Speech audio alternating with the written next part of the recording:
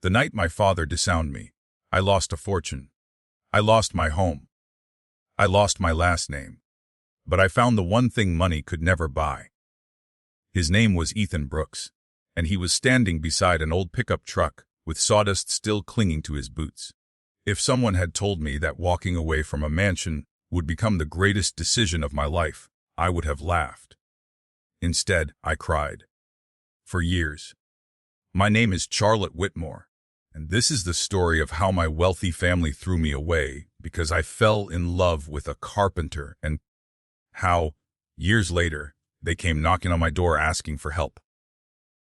Before we begin, I'd love to hear from you. If you've ever been judged for who you loved or for choosing happiness over money, let me know in the comments. And if you enjoy heartfelt stories about love, family, and second chances, don't forget to subscribe because there's a new story every week. Secker. Everything started on an ordinary Saturday morning. Boston was just beginning to wake up.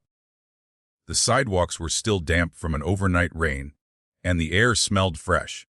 I had spent most of my life surrounded by polished marble floors, private drivers, and dinner parties where everyone cared more about business deals than conversations. That morning, I wanted something simple. A coffee. A quiet walk.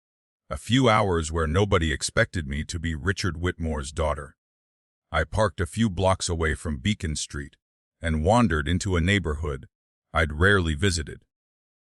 Historic brownstones lined the street, many of them under renovation. That's where I first saw him. A man stood on a wooden scaffold, carefully replacing decorative trim beneath the roof of a century-old home. He wasn't rushing. Every movement looked deliberate, like he believed the work deserved respect. I watched longer than I intended. An older woman walked outside carrying 2 cups of coffee. "Morning, Ethan." He climbed down with an easy smile. "Morning, Mrs. Sanders. You've been here since 6. He laughed. "I wanted to finish this section before the weather changes." She shook her head. "You care more about this old house than I do."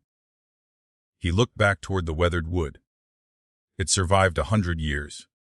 He smiled softly. "It deserves another 100. There was something about the way he said it.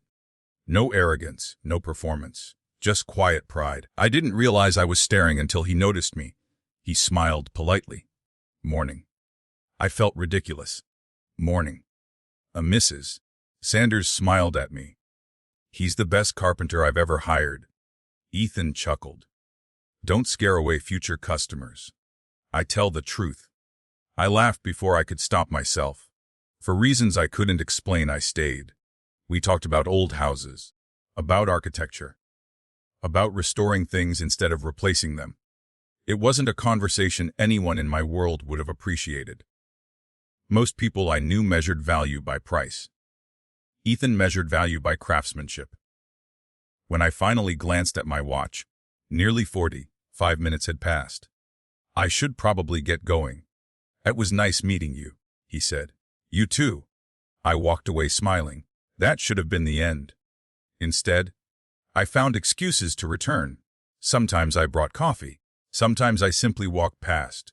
Eventually he noticed. "You really like this neighborhood." I laughed. "Maybe. You don't actually live around here." "No. So why keep coming back?" I looked directly at him. "Maybe I like talking to the carpenter." His ears turned slightly red. "I was hoping you'd say that." Over the next several months, we saw each other almost every weekend. Then weekdays. Then almost every day. He never cared who my father was. In fact, when I finally told him, he frowned. "The real estate developer. That's him." That's all you have to say?" He shrugged. "You're Charlotte." "I don't understand." "I fell for Charlotte." He smiled. "Not the last name." No one had ever made me feel so ordinary. And somehow, that felt extraordinary. One evening we sat on the tailgate of his pickup truck, watching the sun disappear behind the skyline. He looked unusually nervous. "I should probably tell you something." "What?" "I've never dated someone like you." I laughed. "What does that mean?" You grew up in a world I'll never understand. And I'm afraid one day you'll wake up and realize you deserve someone richer. I took his hand. Ethan. He looked me. My father owns buildings. I squeezed his fingers. You build homes. There's a difference. There is. I smiled. You create places where families make memories. He looked away. I think that's worth more. For the first time, I saw tears forming in his eyes. A few months later, he asked me to marry him, not in a 5-star restaurant, not on a yacht, not in Paris. He asked while standing inside an unfinished home we'd worked on together. The walls still smelled of fresh wood. Sunlight poured through unfinished windows. He reached into his pocket. I couldn't afford a huge diamond. I interrupted him. I don't care. I wanted to build you something. He opened a small wooden box. Inside was the simplest engagement ring I'd ever seen. The ring itself wasn't expensive, but the box. He had carved tiny flowers around every edge by hand. Each one was different. I made it. I couldn't stop crying. Charlotte? Less. He blinked. You didn't let me finish. I already know my answer. He laughed. So that's a yes. Yes. He slipped the ring onto my finger. It fit perfectly. I hugged him so tightly he almost lost his balance. Life felt perfect. Until my father found out. The phone call came 3 days later. Charlotte. My father's voice was cold. You're joining us for dinner Friday? I have plans. Cancel them. Dade. This isn't a request. The line went dead. I knew exactly what the dinner would be about. Still, part of me hoped I was wrong. Friday evening arrived. The Whitmore estate looked exactly as I remembered. Perfect gardens, luxury cars, uniformed staff, everything polished, everything controlled, everything designed to impress, everything except the people inside. Mother hugged me. She seemed nervous. I'm glad you came. Where's Dad? In the dining room. Daniel gave me a quick smile. You okay? I'll survive. I wasn't sure I believed it. Dinner began in silence. Crystal glasses, silver cutlery, 3 courses, no conversation. Finally, my father placed his fork on the table. I've heard some interesting news. I stayed quiet. You're engaged? Yes. To a carpenter. His name is Ethan. I know what his name is. The room grew quiet. My mother stared at her plate. Daniel shifted uncomfortably. Father continued. Our family has spent 4 generations building a reputation. I answered calmly. I'm not asking anyone else to marry him. You are embarrassing this family. No. I am choosing the man I love. You are choosing beneath you. I looked him directly in the eyes. There is nobody beneath me. His expression hardened. Cancel the engagement. No. I'll give you one more opportunity. No. His voice became louder. If you marry that carpenter, you are no longer a Whitmore. The room went silent. Mother whispered my name. He ignored her. I will remove you from every trust. I know. You will receive nothing. I understand. You'll never step inside this house again. I looked around the dining room, the place where I'd celebrated birthdays, Christmas mornings, graduations, family dinners. Then I looked at my father. I'll miss the memories. I stood slowly. But I won't miss living by your rules. He didn't move. Neither did I. Finally, he spoke. If you walk out that door back. I finished his sentence. That's your choice. No. I answered quietly. It was yours. I slipped my engagement ring back into view. I've already made mine. Mother began crying. Daniel stood. Charlotte. I smiled sadly. Take care of Mom. Then I walked toward the front door. No servants tried to stop me. Nobody followed. I stepped outside carrying only my purse. Everything else, every dress, every photograph, every childhood possession, every inheritance, every dollar, gone. Waiting at the end of the driveway was Ethan's old pickup truck. He climbed out the moment he saw me. His smile disappeared. I couldn't speak. He wrapped his arms around me. I buried my face against his shoulder. They actually did it. He didn't ask about the money. He didn't ask about the house. He didn't ask about the inheritance. He simply held me while I cried. After several minutes, he whispered the words that changed my life forever. "You still have me." I looked up at him. "I have absolutely nothing." He smiled gently. "You have everything that matters." I climbed into the passenger seat. The mansion grew smaller in the mirror as Ethan drove away. I thought I was leaving my old life behind. I had no idea that one day the people inside that mansion would be the ones desperately searching for mine. The ride away from the Whitmore estate was quiet. Neither of us spoke for several minutes. Rain began tapping softly against the windshield as Ethan drove through streets I had known my entire life. Boston looked different from the passenger seat of his old pickup. Maybe it wasn't the city that had changed. Maybe it was me. I glanced in the side mirror one last time. The mansion was gone. So was the life I'd always known. Ethan finally broke the silence. "You don't have to pretend you're okay." I let out a shaky laugh. "I'm trying not to fall apart. You don't have to be strong every second." "I know." He reached across the center console and took my hand. "I meant what I said." "I know." "Well, figure this out." I nodded. I've never doubted that. His apartment was on the second floor of a brick building in a quiet neighborhood outside the city. It wasn't fancy. The parking lot had faded paint. The hallway smelled faintly of fresh laundry and old wood. Ethan unlocked the door. "This is home." The apartment had one bedroom, a tiny kitchen, a worn brown couch, a dining table just big enough for two people. The windows overlooked a small park where children were still playing despite the drizzle. I smiled. "It's nice." He looked embarrassed. "It isn't much." I walked over to the window. "It has something my old house never did." "What?" "It feels lived in." He laughed softly. "I was worried you'd hate it." "I love it." He looked relieved. "I should warn you." "What?" "The hot water lasts about 10 minutes. I laughed. "I think I can survive that. And the oven only works if you slam the door." "I'll remember." "And," he hesitated, "the washing machine downstairs eats quarters." I couldn't stop smiling. "You've really prepared me." I figured honesty was better than disappointment. "I agree." He stepped closer. "I wish I could give you more." I rested my head against his chest. "You already have." The next morning, reality arrived. I opened my purse and looked through what I had. A driver's license, a credit card, some cash, my engagement ring.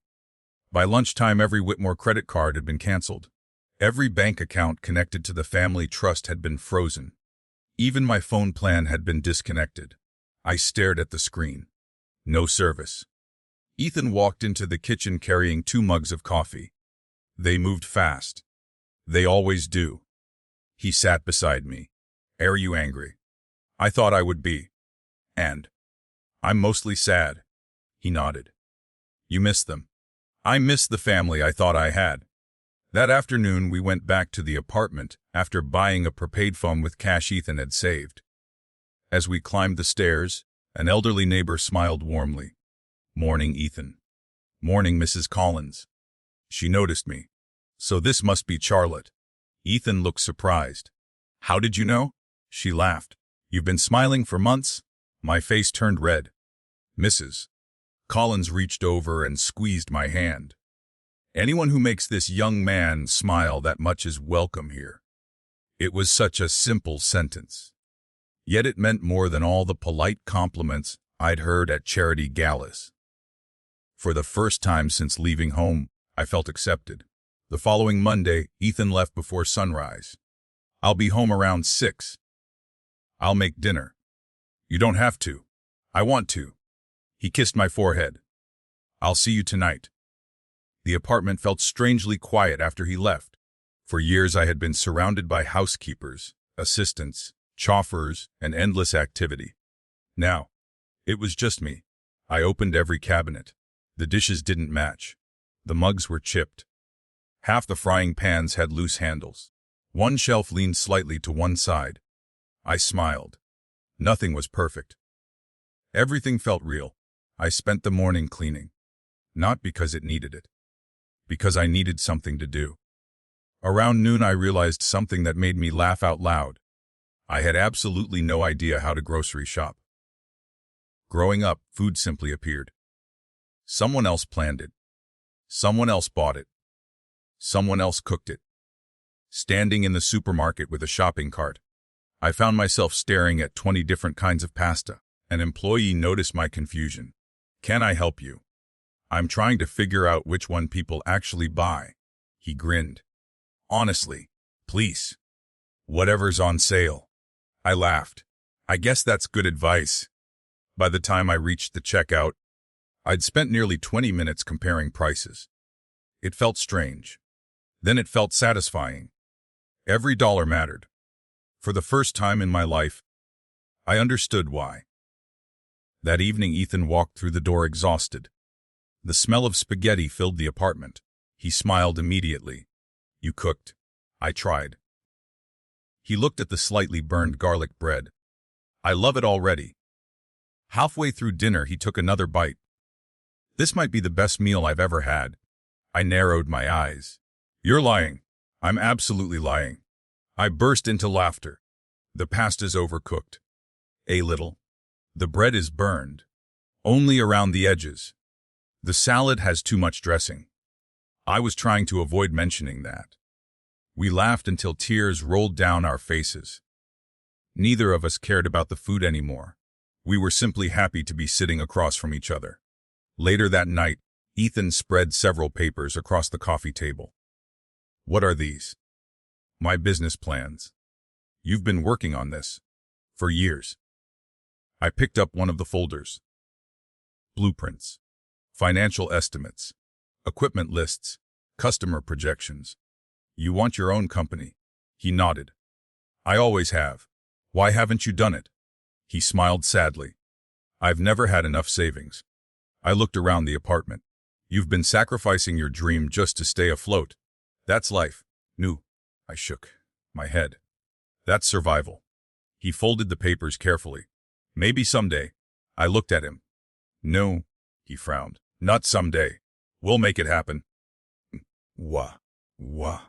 We're a team. Now, he smiled. Over the next several weeks we settled into a routine. Ethan left early every morning. I searched for work. It wasn't easy. Every interview began well. Every interview ended with the same question. "So, what experience do you have?" The truth was difficult. I had a degree. I had ideas. I had volunteered, but I'd never truly needed a job. Rejection after rejection slowly chipped away at my confidence. One afternoon I sat on a bench outside another interview. They said I was overqualified. Ethan sat beside me after finishing work. "And yesterday?" "Underqualified." He chuckled. "That's impressive." I don't know whether to laugh or cry. We'll laugh today. And tomorrow, if we have to. He squeezed my hand. We'll cry together. A week later, the phone finally rang. A small interior design studio wanted to hire me as a junior assistant. The pay wasn't impressive. The position wasn't glamorous. I accepted before they could change their minds. That evening we celebrated with takeout pizza. I got the job. Ethan nearly dropped his drink. "I knew you would. I'll be making less in a month than my father spent on wine." He smiled. "How do you feel?" I thought for a moment. "Proud." "You should. It's the first paycheck I'll ever earn myself." He raised his soda. "To first paychecks." I clinked my cup against his. "And second chances." As summer slowly turned into autumn, life became busy. Simple. Honest. Sometimes difficult. But every night ended the same way. The two of us sitting together on that old couch, talking about our day. No servants. No board meetings. No pretending. Just us. One rainy Friday evening, Ethan came home unusually quiet. "What happened?" He removed his work gloves slowly. "My company lost a contract." "I'm sorry. The owner says business is slowing down." "What does that mean?" It means layoffs might be coming. The apartment suddenly felt much smaller. Neither of us said anything for several moments. Finally, I looked at him. If the worst happens, he looked back, we'll figure it out.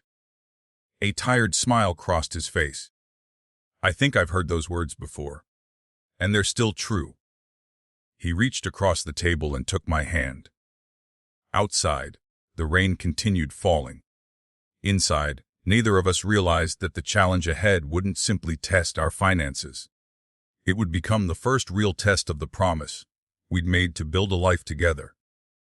No matter what it cost. The following Monday started like every other. Ethan woke before sunrise. He quietly got dressed so he wouldn't wake me. I was only pretending to be asleep. The moment he reached the bedroom door, I said, "Good luck today." He turned and smiled. "I'll be home early. I'll hold you to that." He walked over, kissed my forehead, and headed out. For some reason, I stood at the window and watched his truck disappear down the street. Something didn't feel right. At work, I couldn't concentrate. My supervisor asked me to choose fabric samples for a client, and I caught myself staring at the same piece of linen for almost 5 minutes. "You okay?" "Charlotte." "I think so. You don't sound convinced." "I've just got a strange feeling." She smiled sympathetically. "I hope it's nothing." So did I. Just after noon, my phone buzzed. It was Ethan. His message contained only 4 words. "Can we talk tonight?" My stomach tightened. I knew. When I opened the apartment door that evening, he was already home. That alone told me everything. He was sitting at the kitchen table with 2 mugs of coffee. Neither had been touched. I quietly hung up my coat. "They let you go." He nodded once. "No warning." "Nope. They laid off 8 of us." "I'm so sorry." He rubbed both hands across his face.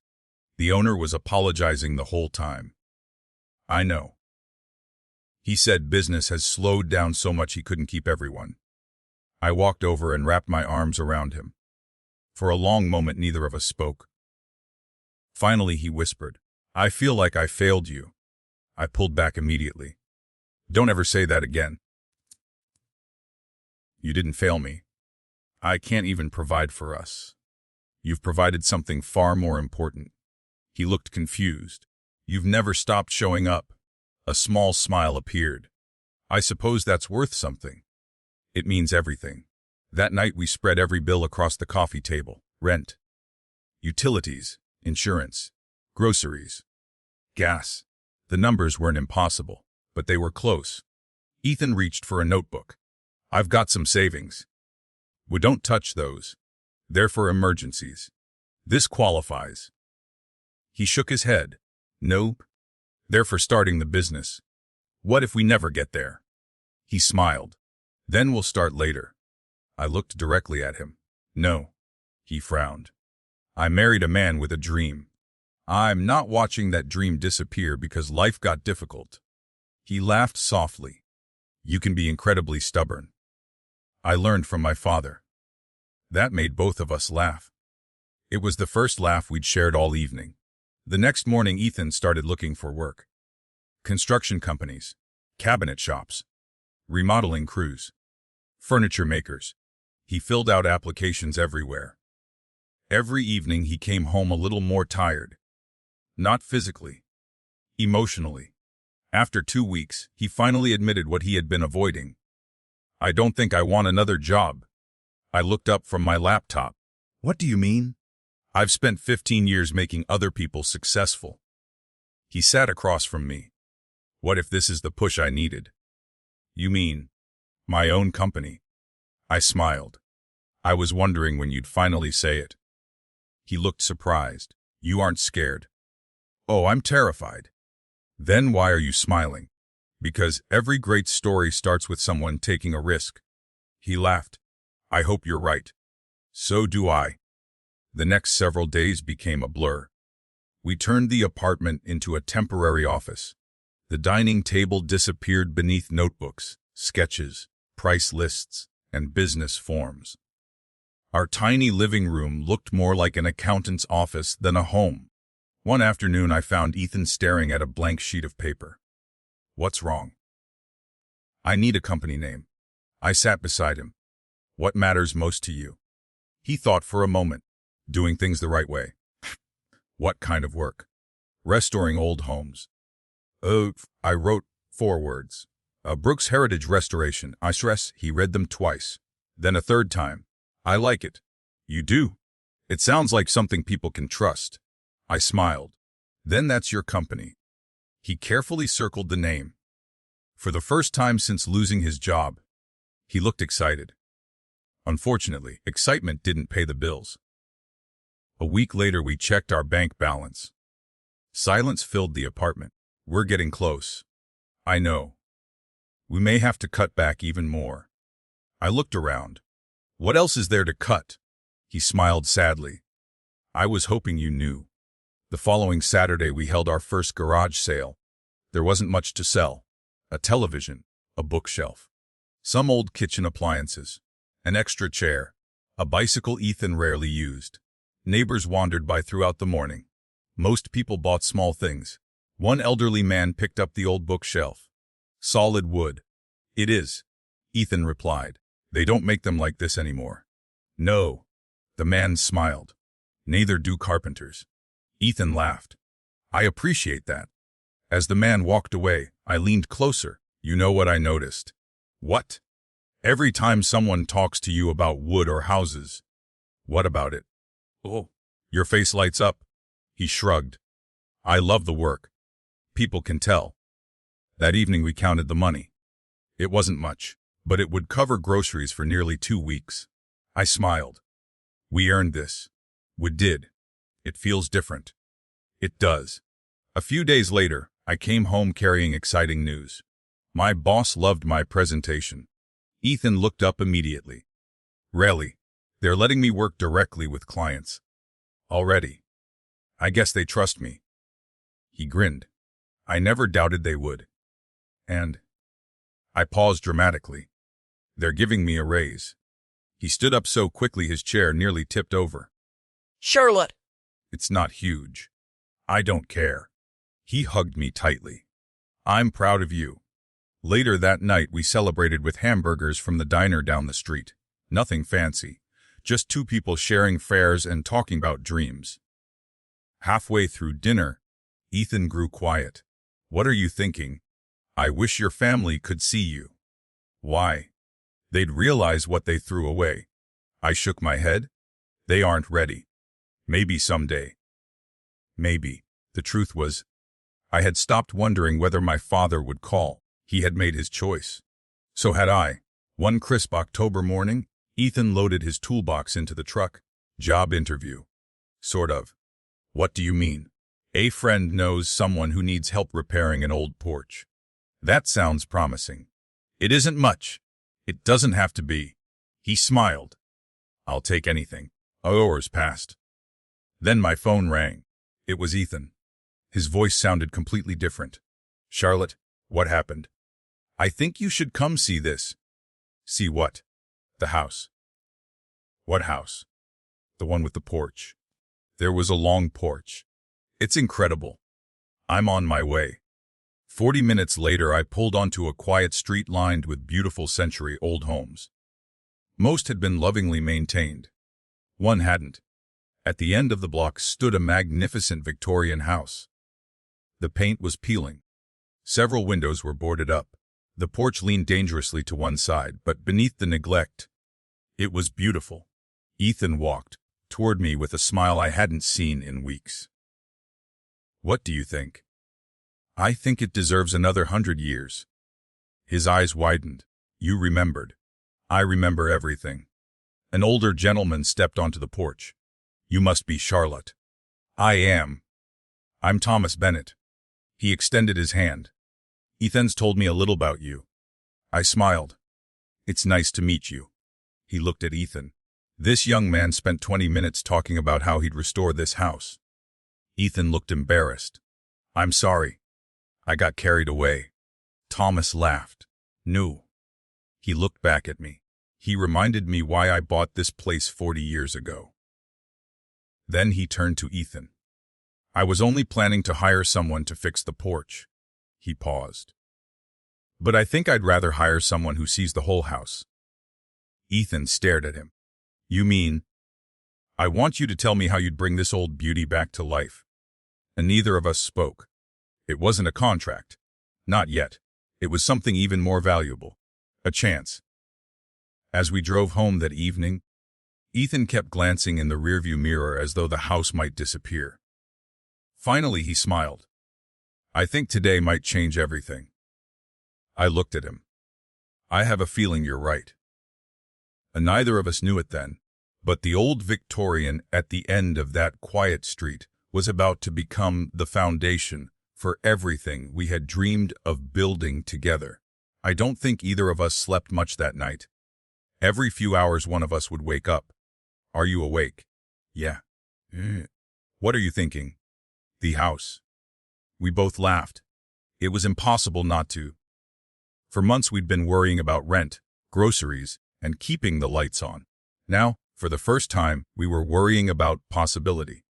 The next morning, Ethan spread dozens of sheets of graph paper across the dining room table. Pencils. A tape measure. A calculator. Coffee cups. Our tiny apartment looked more like an architect's office than a home. I've never prepared a proposal this detailed, Ethan admitted. Then let's make it unforgettable. He looked up. You really think we have a chance? I think Mr. Bennett already believes in you. He hasn't hired me yet. Nuke. I smiled. But he's asking the right person. For the next 3 days we worked every evening after I finished at the design studio. Ethan measured every inch of the Victorian. He photographed damaged woodwork. He climbed into the attic. He crawled beneath the porch. He inspected every window, every staircase, every decorative trim board. I organized the information in folders. Cost estimates, material lists, time schedules, design sketches. The more we studied the house, the more excited we became. It isn't falling apart, Ethan said one evening. It's been forgotten. There is a difference. A huge one. He pointed toward one of the photographs. See this? I leaned closer. What am I looking at? Hand-carved oak. It looks ruined. You can save it. He smiled. I'd rather restore history than replace it. I couldn't help smiling back. That sentence perfectly described the man I loved. Saturday morning arrived. Ethan wore his cleanest flannel shirt. He had polished his work boots the night before. He looked more nervous than he had the day he proposed. You'll do great. I've built things my entire life. He adjusted the folder in his hands. I've never had to sell myself. You aren't selling yourself. What am I doing? You're inviting someone to trust you. He thought about that for a moment. I like that better.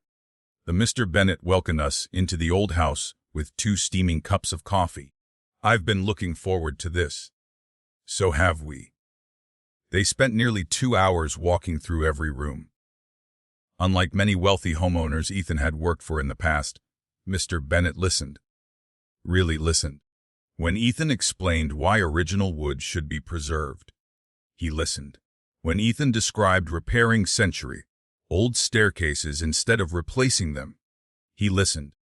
When Ethan talked about respecting the craftsman who had built the house 100 years earlier, he listened. Finally, they returned to the dining room. Mr. Bennett closed the proposal folder. I've had 4 contractors look at this place. Ethan stayed quiet. They all wanted to tear out everything. He nodded politely. You never once used the word demolish. No. You kept saying restore. Because that's what this house deserves. The older man smiled. I was hoping you'd say exactly that. He stood and extended his hand. When can you start? For a second, Ethan didn't move. He looked completely stunned. I'll take that as next Monday. Ethan finally shook his hand. You won't regret this. I don't think I will. When we reached the truck, Ethan simply leaned against the driver's door. He stared at the house without saying a word. I slipped my hand into his. You got it. He slowly nodded. We actually got it. His voice cracked. I own a business. I wrapped my arms around him. New. He looked confused. What? You've built one. The following week became a blur. The first challenge wasn't repairing the house. It was finding enough equipment. Ethan owned quality tools. He didn't own enough. He borrowed ladders from a friend. He rented scaffolding. He negotiated discounts with local suppliers. Every dollar mattered. One evening he came home carrying a stack of receipts. I've spent almost every penny we have. I took the papers and looked them over. You invested. I hope so. You didn't buy luxuries. No. You bought opportunities. He smiled. I've started sounding like you. You'll survive. The first day on the job began before sunrise. I stopped by after work carrying sandwiches and iced tea. The front porch already looked different. Loose boards had been removed. Rotten supports had been replaced. The old columns were carefully labeled instead of discarded. Mr. Bennett walked over. I've never seen anyone work like him. What do you mean? He treats every board as if it matters. I looked toward Ethan. It does. The older man nodded. I think that's why I hired him. As the weeks passed, the neighborhood began noticing. People walking their dogs slowed down. Neighbors stopped to ask questions. Children watched Ethan carve replacement trim by hand. One afternoon a woman approached him. Excuse me? He smiled politely. Can I help you? I've been watching this house. He looked around. I hope that's a good thing. She laughed. My husband and I bought the blue house across the street. It's beautiful. We've been looking for someone to restore our front porch. Ethan handed her a business card. The very first box of Brooks Heritage Restoration business cards had arrived only 2 days earlier. She looked at it. So you're the owner? I suppose I am. Plunk. I'll be calling. That evening practically floated through the apartment door. What happened? He held up another business card. My first referral. Already. She hasn't hired me. Not yet. He grinned. But she took the card. I laughed. I think you're becoming a businessman. I'd rather stay a carpenter. You can be both. At the design studio, things were changing for me, too. One of our clients wanted help restoring the interior of a historic townhouse. As I looked through the plans, an idea occurred to me. That evening I spread the drawings across the kitchen table. Ethan. He looked up. What's wrong? Nothing. I pointed at the plans.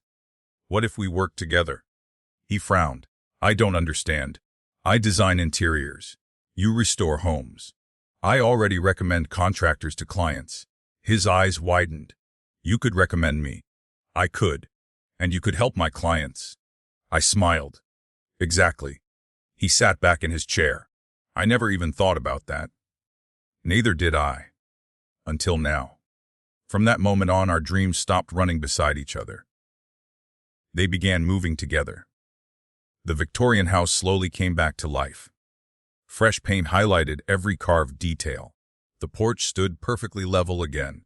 Original hardwood floors shined beneath the afternoon sunlight. Broken stained glass windows glowed with color once more. Every week brought another transformation. One afternoon, Mr. Bennett quietly watched Ethan install the final decorative railing. You know, Ethan looked down from the ladder. Yes. My late wife always believed this house had one more beautiful chapter left. He looked around slowly. I think she'd be smiling today. Ethan climbed down. Thank you. No? The older man shook his head. Thank you. The official completion day arrived 6 weeks later. Neighbors gathered on the sidewalk. Several had watched the entire restoration from beginning to end. When the scaffolding finally came down, quiet applause spread through the crowd. The neglected Victorian had become the most beautiful house on the street. Not because it looked new, because it looked respected. Mr. Bennett stood beside Ethan for several photographs that a local community newspaper was taking. The photographer smiled. Stand a little closer. Ethan awkwardly obeyed. Perfect. Then she noticed me standing off to one side. And you must be Mrs. Brooks. I smiled. Almost. She laughed. Come over here. Oh, I wasn't part of the project. Mr. Bennett interrupted. I disagree. Everyone looked at him. This young woman believed in him before anyone else did. He pointed toward Ethan. This house wouldn't look like this without her. The photographer smiled. Then I need all three of you. We stood together on the front porch. The camera clicked several times. It seemed like an ordinary photograph. Just another picture. Neither of us imagined that within a week, that same photograph would appear in the local newspaper and land on the desk of someone who still believed Charlotte Whitmore had ruined the family name. The newspaper hit the front steps of hundreds of homes before sunrise. Neither Ethan nor I knew it existed. We were too busy getting ready for another workday. I was pouring coffee when someone knocked on our apartment door. Mrs. Collins stood there holding a folded newspaper and wearing the biggest smile I'd ever seen. You two are famous. Ethan looked confused. I think you've got the wrong apartment. She laughed and handed him the paper. There you are. The front page of the community section featured a large photograph of the restored Victorian. Beneath it was another picture. The three of us. Mr. Bennett stood proudly in the middle, while Ethan and I smiled on either side of him. The headline read Islolg crafts men brmgs storacis ome bc kto left c. Ethan read the article silently. Then he handed it to me. The reporter had written about more than the house. She wrote about craftsmanship, about preserving history, about taking pride in honest work. One paragraph caught my attention. Homeowner Thomas Bennett says contractor Ethan Brooks never tried to sell him the most expensive solution. Instead, he treated every original piece of the home as something worth saving. I looked up. They understood. Ethan smiled.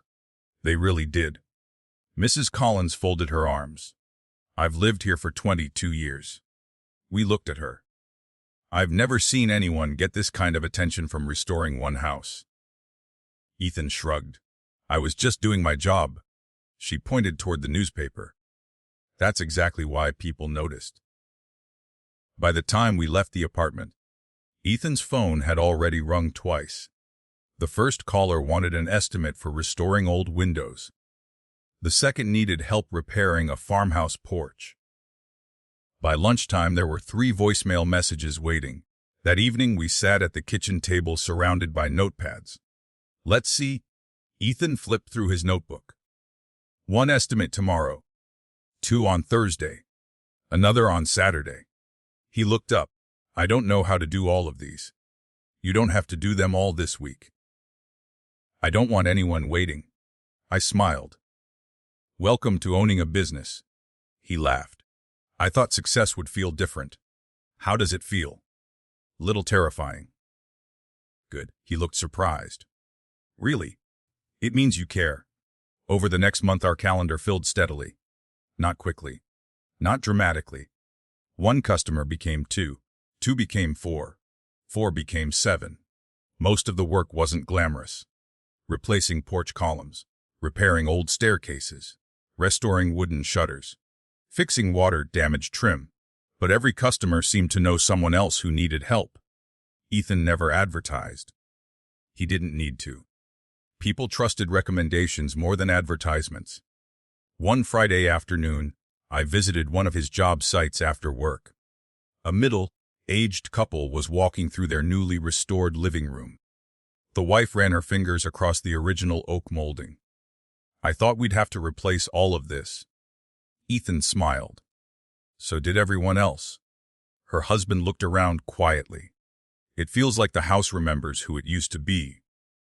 I watched Ethan smile. I think houses have memories. The couple laughed. As we walked back toward the truck, I nudged him gently. You've started saying things like that more often. What things? The kind that people remember. I just tell the truth. I know. Is that a bad thing? It's one of the reasons people hire you. Meanwhile, my own career was growing. The design studio trusted me with larger projects. Clients began asking for me by name. One afternoon, my supervisor closed the office door. "I've been watching you." I smiled nervously. "I hope that's good." She laughed. "It is." She handed me a folder. "We'd like you to lead this renovation." I looked inside. It was the largest residential project I'd ever seen. "I've only been here a few months." "You've earned it." I looked at the drawings again. "Thank you." As I drove home that evening, I couldn't stop smiling. The timing felt almost unbelievable. For the first time in our lives, both of our careers were moving forward together. That night we celebrated with homemade tacos. Neither of us had forgotten the burned garlic bread from months earlier. Thankfully, my cooking had improved. "A little?" Ethan grinned after taking a bite. I heard that. I wasn't trying to whisper. He laughed. "I'm proud of you. I'm proud of us." He reached across the table. "We make a pretty good team." "The best." Across town, someone else was reading the same newspaper article. Richard Whitmore sat alone in his office overlooking downtown Boston. The newspaper rested on his desk. Marcus Hale stood nearby holding a financial report. I wouldn't pay attention to local interest stories. Richard never looked up. Marcus continued. "People forget these things after a few days." Richard folded the newspaper carefully. "I didn't ask for your opinion." Marcus remained silent. Richard looked once more at the photograph. Charlotte looked happy. Happier than she had looked in years. It bothered him more than he expected. Not because she seemed successful, because she didn't appear to miss the life she'd left behind. He pushed the paper aside. "Let's discuss the quarterly numbers." Marcus opened the financial report. "There are a few concerns." "What kind of concerns?" "Nothing serious." Richard frowned. I asked a question. Marcus hesitated. "A couple of developments haven't sold as quickly as projected." "Temporary." "I believe so." "What else?" "Construction costs are increasing." Richard dismissed the concern with a wave of his hand. "We've weathered worse." Marcus nodded. "Of course." Neither man noticed Daniel standing just outside the office door. He had arrived early for a meeting. The conversation he overheard unsettled him. Marcus wasn't telling Richard everything. Daniel knew the reports. The company's problems were larger than Marcus admitted. Much larger. He quietly walked away before either man noticed him. That evening Daniel stopped by his mother's sitting room. Evelyn looked up from her book. "You seem troubled." "I am." "What happened?" He hesitated. "Have you heard from Charlotte?" She slowly closed the book. "No, I think about calling her every day." "So why don't you?" She smiled sadly. "You know your father." Daniel sighed. "He's wrong." "I know." "Then why does everyone pretend he isn't?" Evelyn looked toward the window. "Because sometimes keeping peace feels easier than starting another war." Daniel quietly shook his head. "I don't think Charlotte would agree." "No." A faint smile appeared. She never dared. The following week Brooks Heritage Restoration completed another project. Then another. Then another. Ethan hired his first part-time helper, a young carpenter named Jake. On his first morning, Jake looked around the small workshop Ethan had rented. "I've heard a lot about you." Ethan looked surprised. "You have?" "My grandfather said if I wanted to learn how to restore old houses." "Yeah." He smiled. "I should find Ethan Brooks." Ethan stood there speechless. Later that evening he told me about the conversation. "I don't deserve that kind of reputation." I smiled. "Maybe that's exactly why you do." He sat quietly for a moment. "I keep thinking about something." "What?" "A year ago I was worried about losing my job. And now, I'm responsible for someone else's paycheck." "You've built more than a business." He looked at me. "What have I built?" "A place where people can build their own future." He smiled thoughtfully. "I've never looked at it that way." Saturday morning arrived with clear skies. We finally had a day off, or at least we planned to. We walked through the local farmers market carrying coffee and enjoying the crisp autumn air. For the first time in months, we weren't talking about work. We talked about vacations we'd someday take, about buying a house, about getting married the following spring, about children, about growing old together. Simple conversations, the kind that quietly become life's greatest memories. As we reached the end of the market, a black luxury sedan rolled slowly past us. I recognized it immediately. Whitmore Development. The company logo was etched onto the rear window. The car slowed. For just a moment I caught sight of the passenger. Richard Whitmore, my father. Our eyes met through the glass. Neither of us moved. Neither of us smiled. The car continued forward without stopping. Ethan gently slipped his hand into mine. "You okay?" I watched the sedan disappear around the corner. I thought seeing him would hurt more. And I looked at Ethan. "It mostly makes me sad." He squeezed my hand. "You don't have to carry that sadness forever." "I know. But I think he does." Neither of us realized it then. The man who refused to stop his car had just driven away from the one person who might soon become the only hope of saving everything he had spent his life building. Winter arrived earlier than expected. The first snowfall covered Boston overnight. When I pulled back the curtains, everything outside looked clean and quiet. Ethan stood beside me holding 2 mugs of coffee. "I've got an idea." I smiled. "Should I be worried?" "Probably." I laughed. "Go on." "What if we stop paying someone else's mortgage?" I looked at him. "You mean, I think it's time we buy a house." I nearly spilled my coffee. "A house. I know it sounds crazy." "A little." He nodded. "We've been saving." "We have. My business is steady." "It is. And your career keeps growing." I folded my arms. "So what's the catch?" He grinned. "The house won't exactly be move-in ready." I laughed. "I should have guessed. You married a carpenter." "We're not married yet." He smiled. Details. Over the next several weekends, we looked at dozens of homes. Some were beautiful, far beyond our budget. Others were affordable, far beyond saving. One Saturday, our real estate agent unlocked the door to a neglected colonial home on the edge of town. The front porch sagged. The paint had faded years ago. Several windows were cracked. The yard was buried beneath overgrown shrubs. She looked almost apologetic. "I know it doesn't look like much." Ethan didn't answer. He slowly walked around the living room, running his hand across the original trim. He knelt beside the fireplace. He looked up toward the ceiling. Then he disappeared upstairs. The agent whispered to me, "Is he okay?" I smiled. "He's listening." She frowned. "Listening to the house." A few minutes later, Ethan came back downstairs. His eyes were shining. "This is the one." The agent blinked. "Really?" He nodded. "The foundation is solid. The roof needs work. The wiring, we'll replace it. The kitchen." He laughed. "I've seen worse." She looked at me. "What do you think?" I looked around the quiet old house. I didn't see broken windows. I didn't see peeling paint. I saw children racing down the hallway. Family dinners around a kitchen table. Christmas mornings. Birthdays. A lifetime. I smiled. "I think we're home." 3 weeks later, we signed the papers. As the attorney slid the keys across the table, neither of us reached for them immediately. We simply looked at each other. Ethan finally picked them up. "Alanners." I laughed. "That sounds strange." "It sounds wonderful."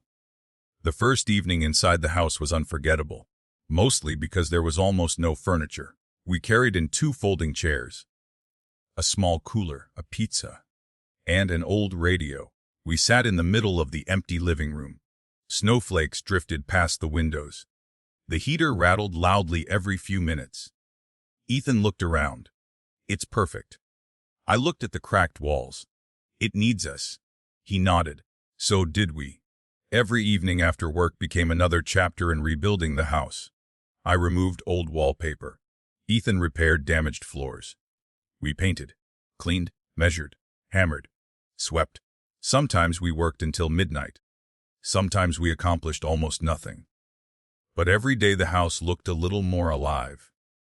One evening I stood in what would become our kitchen. I'm terrible at this. Ethan looked over. I had somehow managed to get paint across one sleeve, both hands, and part of my face. He started laughing. What? He handed me a small mirror. I looked at myself and burst into laughter. I thought I was being careful. You missed.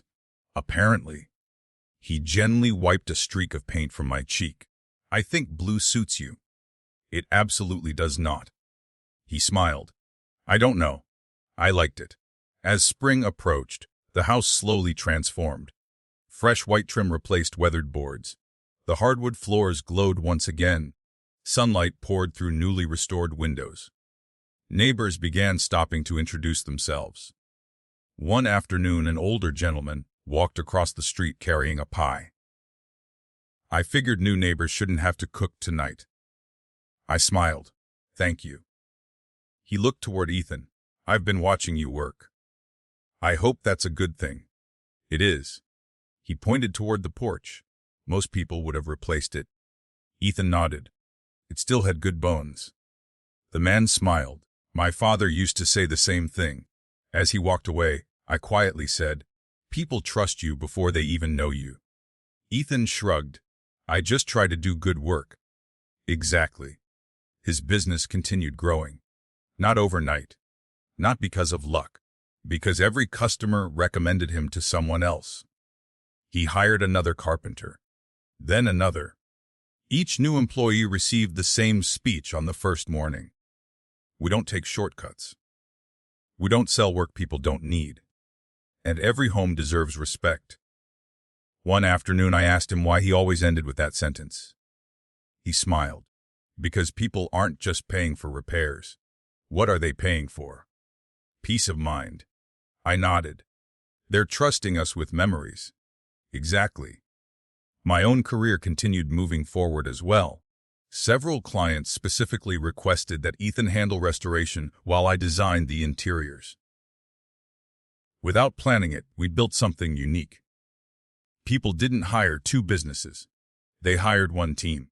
One evening we sat at the dining table surrounded by wedding magazines. Neither of us had paid much attention to the wedding while building our careers. Now it suddenly felt real. I don't want anything extravagant, I said. Ethan looked relieved. I was hoping you'd say that. I already had one lifetime surrounded by expensive things. And now, I'd rather remember the people, he smiled. What about the ceremony? I found a little church. Reception. The community hall. He laughed. No ballroom. No ballroom. No orchestra. I shook my head. A local pianist. No 5-course meal. I smiled. Barbecue. He reached across the table. I think this sounds perfect. It feels like us. A few weeks later we mailed the invitations. There weren't many. Most of my family wouldn't be attending. That reality hurt more than I expected. One evening I quietly placed my parents' invitation into the mailbox. I knew they wouldn't come. But I also knew I had to invite them, not because I expected forgiveness, because I wanted no regrets. Days passed, then weeks. No reply ever arrived. I wasn't surprised, but I was disappointed. Daniel was the only member of my family who called. I'll be there. You don't have to choose sides. I'm not. He smiled softly through the phone. I'm choosing my sister. Tears filled my eyes. Thank you. Meanwhile, inside Whitmore development, the atmosphere had begun to change. Richard noticed it first. Projects that usually sold within weeks now sat on the market for months. Construction costs continued climbing. Investors were asking uncomfortable questions. Marcus always had an explanation. The market will recover. These delays are temporary. We've planned for this. Richard wanted to believe him. So he did. Daniel wasn't convinced. One evening he remained in the office long after everyone else had left. He opened several financial reports. The numbers didn't make sense. Money had been transferred between accounts repeatedly. Expenses appeared twice. Projected profits looked unusually optimistic. He leaned back in his chair. This can't be right. He printed copies and slipped them into his briefcase. For the first time in his career, he questioned whether someone inside the company was hiding something. Back at our house, life felt wonderfully ordinary. One Saturday evening, Ethan carried the last box into our finished bedroom. He looked around proudly. "We did it." I smiled.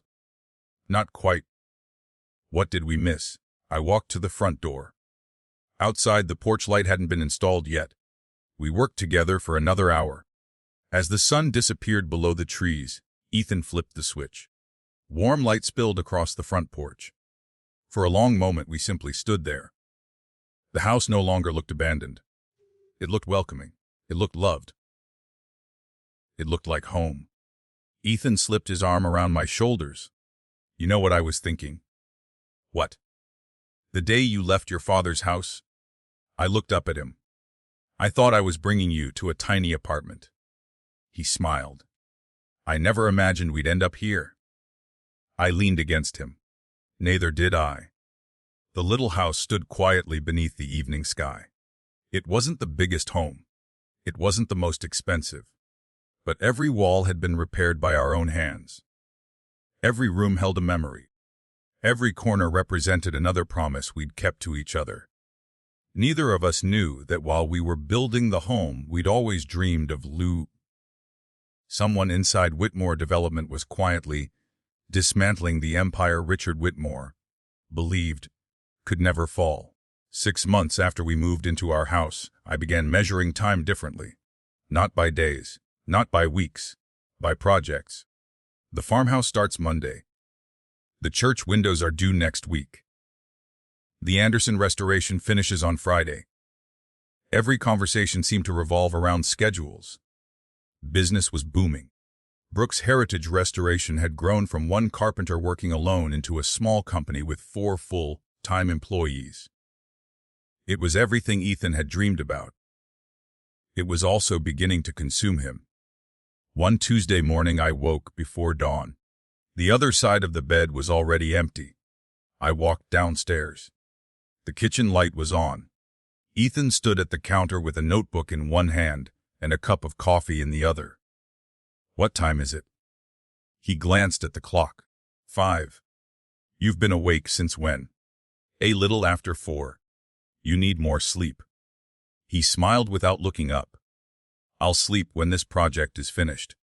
I walked over and wrapped my arms around him. "You've been saying that for 3 projects." He sighed. "I know. You're exhausted. I'll be okay." I stepped back and looked at him. There were faint circles under his eyes. His shoulders looked heavier than usual. For the first time since starting the company, I wasn't worried about the business. I was worried about the man running it. That evening I prepared his favorite dinner. Roast chicken, mashed potatoes, fresh vegetables. Everything was ready by 6. At 6:30 the food was still on the table. By 7 it had gone cold. At 7:15 my phone rang. "I'm so sorry." His voice sounded exhausted. "What happened?" "A supplier delivered the wrong lumber." "Are you coming home?"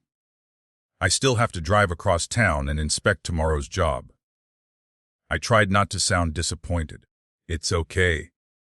I promise I'll be home as soon as I can." When he finally walked through the front door, it was almost 10 o'clock. He looked completely drained. "I'm sorry. You've apologized 3 times already. I missed dinner." I reheated the food while he showered. We finally sat down together just before 11. Halfway through the meal, he caught himself staring into space. "What are you thinking?" "I forgot to call a customer." "You can do it tomorrow?" "I should have done it today." "Ethan." He looked up. "You've been working 17-hour days. I know. You can't keep doing this." "I don't have a choice." I reached across the table. "Yes, You do. If I slow down. He hesitated. People lose work. I understood exactly what he meant. His decisions no longer affected only us. They affected 4 employees, their families, their mortgages, their futures. Success carried a weight neither of us had expected. The following weekend was supposed to be our first day off in nearly a month. Instead, Ethan's phone rang before breakfast. "I'll only be gone a couple of hours." I smiled. "I'll believe that." He kissed my forehead. "I mean it." 7 hours later, I was still sitting alone on the back porch. The book in my lap hadn't moved. When his truck finally pulled into the driveway, I could see the guilt on his face before he stepped out. "I know." "You don't have to say anything." "I do." He sat beside me. The homeowner had water damage behind the walls. "I understand. I kept thinking about you all day." I laughed softly. "I hope you looked where you were swinging that hammer." He laughed with me. Then the laughter faded. "I miss us." His words caught me off guard. I was just thinking the same thing. For a while we simply listened to the evening breeze moving through the trees. Finally I spoke. "I never wanted success to take you away from me." "It isn't success." "What is it?" "Fear." I looked at him. "I'm afraid if I say no to one job, He paused. "There won't be another." I gently took his hand. "You're still acting like the man who lost his job." He stared at me.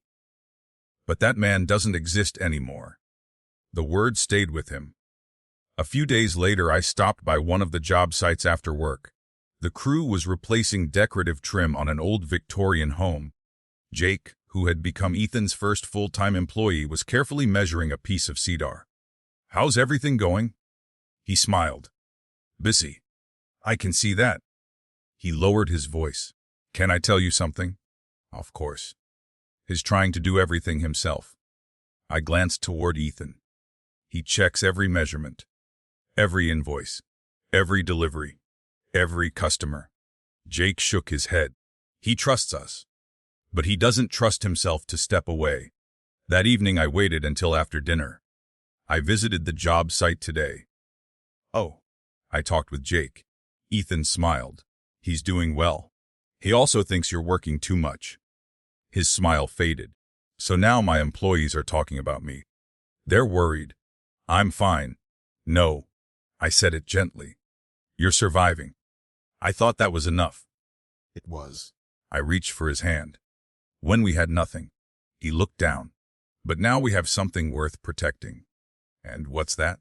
"You." The room fell quiet. He leaned back in his chair and closed his eyes. "I don't know how to slow down." "Well, figure it out." "I've heard that somewhere before." I smiled. We seem to say it a lot, because it's always true. Across the city, another difficult conversation was taking place. Daniel sat across from Richard in the executive conference room at Whitmore Development. "I've reviewed the quarterly reports." Richard nodded. "And there are inconsistencies." Marcus, seated a few chairs away, remained perfectly calm. "What kind of inconsistencies?" Daniel opened a folder. "Several development budgets don't match the approved expenditures." Marcus answered immediately. "Accounting adjustments." Daniel shook his head. "They're larger than adjustments." Richard looked toward Marcus. "Is there a problem?" Marcus smiled confidently. "None whatsoever." He turned toward Daniel. "You've only been reviewing executive reports for a short time." Daniel didn't back down. "The numbers still have to add up." Marcus leaned forward. "They do." Richard closed the folder. "I think we're finished here." Daniel looked disappointed. "Dad?" I said we're finished. After the meeting, Daniel caught up with Marcus in the hallway. "You know something isn't right." Marcus smiled politely. "You've got a bright future here. I'm asking about the reports." Marcus stepped closer. "Then here's some advice." Daniel waited. "Stop looking for problems where none exist." He walked away without another word. Daniel watched him disappear around the corner. For the first time, he wasn't simply suspicious. He was certain. Someone was hiding something. Back at Brooks Heritage Restoration, Ethan called an unexpected company meeting the following Friday. His employees gathered inside the workshop before the day's jobs began. "I owe all of you an apology." The room grew quiet. Jake looked confused. "For what?" "I've been trying to carry every responsibility myself." No one interrupted. "I started this company because I believe in honest work." He looked around the room. "But if I don't trust the people standing beside me," he smiled, "then I haven't really built a company." He picked up a clipboard. "Starting Monday, every project will have a lead carpenter."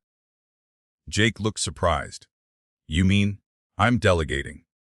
The workshop erupted in laughter. One of the older carpenters smiled. "We were wondering if that day would ever come." Ethan laughed too. "So was my wife." That evening he came home earlier than usual. When I heard the front door open before 6 o'clock, I checked the kitchen clock twice. "You got lost." He grinned. "I promoted Jake." "You did. He'll supervise 2 projects next week. How do you feel?" He thought for a moment. "Terrified. And proud." I wrapped my arms around him. "I think you just became a better leader." He looked around our home. "You know." "What?" "I've spent years restoring houses." I waited. "But I almost forgot to take care of the home that mattered most." Tears filled my eyes. "You found your way back." He smiled. "I don't plan on getting lost again." That weekend we spent an entire Saturday together. No phones, no blueprints, no customers. We planted flowers along the front walkway. We repaired the old garden fence. We ate lunch on the back porch. Simple things. The kind of moments that never make headlines. The kind that quietly become the foundation of a marriage. As the sun began to set, Ethan leaned back in his chair and smiled. "I finally understand something." "What?" "Success isn't building the biggest company." "What is it?" He looked at our little house. "Our employees went home to their families today." He slipped his hand into mine. So did I. At that very moment, across town, Daniel was unlocking a filing cabinet after everyone else had left the Whitmore offices.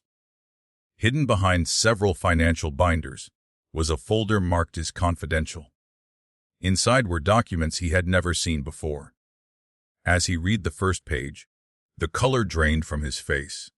The missing money wasn't the result of poor business decisions. Someone had been moving millions of dollars through a network of companies that existed only on paper, and every signature authorizing those transactions belonged to one man, Marcus Hale. The phone rang just after 7 on a Tuesday evening. Ethan was in the backyard finishing a small cedar planter he'd promised one of our neighbors. I was cleaning the kitchen after dinner when I glanced at the caller ID. The number wasn't saved in my phone.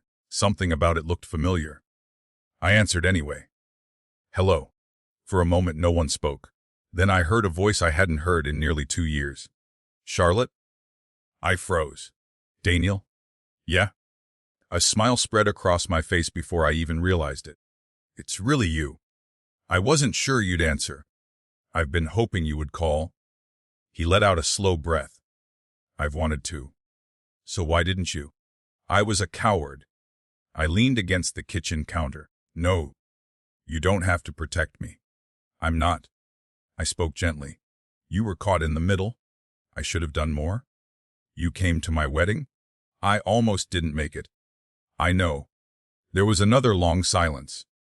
Finally I asked, "How's Mom?" "She misses you. And Dad." Daniel hesitated. "He's still Dad." I laughed softly. "That tells me everything. It isn't that simple anymore." "What do you mean?" "I'd rather tell you in person." The following Saturday we met at a quiet coffee shop, halfway between our homes. When Daniel walked in, he looked older than I remembered. Not physically, emotionally. He smiled the moment he saw me. I wasn't sure if this would be awkward. It doesn't have to be. We hugged for what felt like a long time.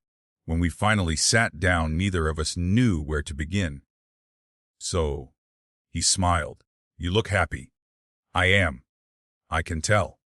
What about you? He stirred his coffee without answering. I'm working too much. That sounds familiar. He laughed. I guess it runs in the family. Not anymore. He looked at me. I heard Ethan finally started taking weekends off. I smiled. News travels. I've been asking around.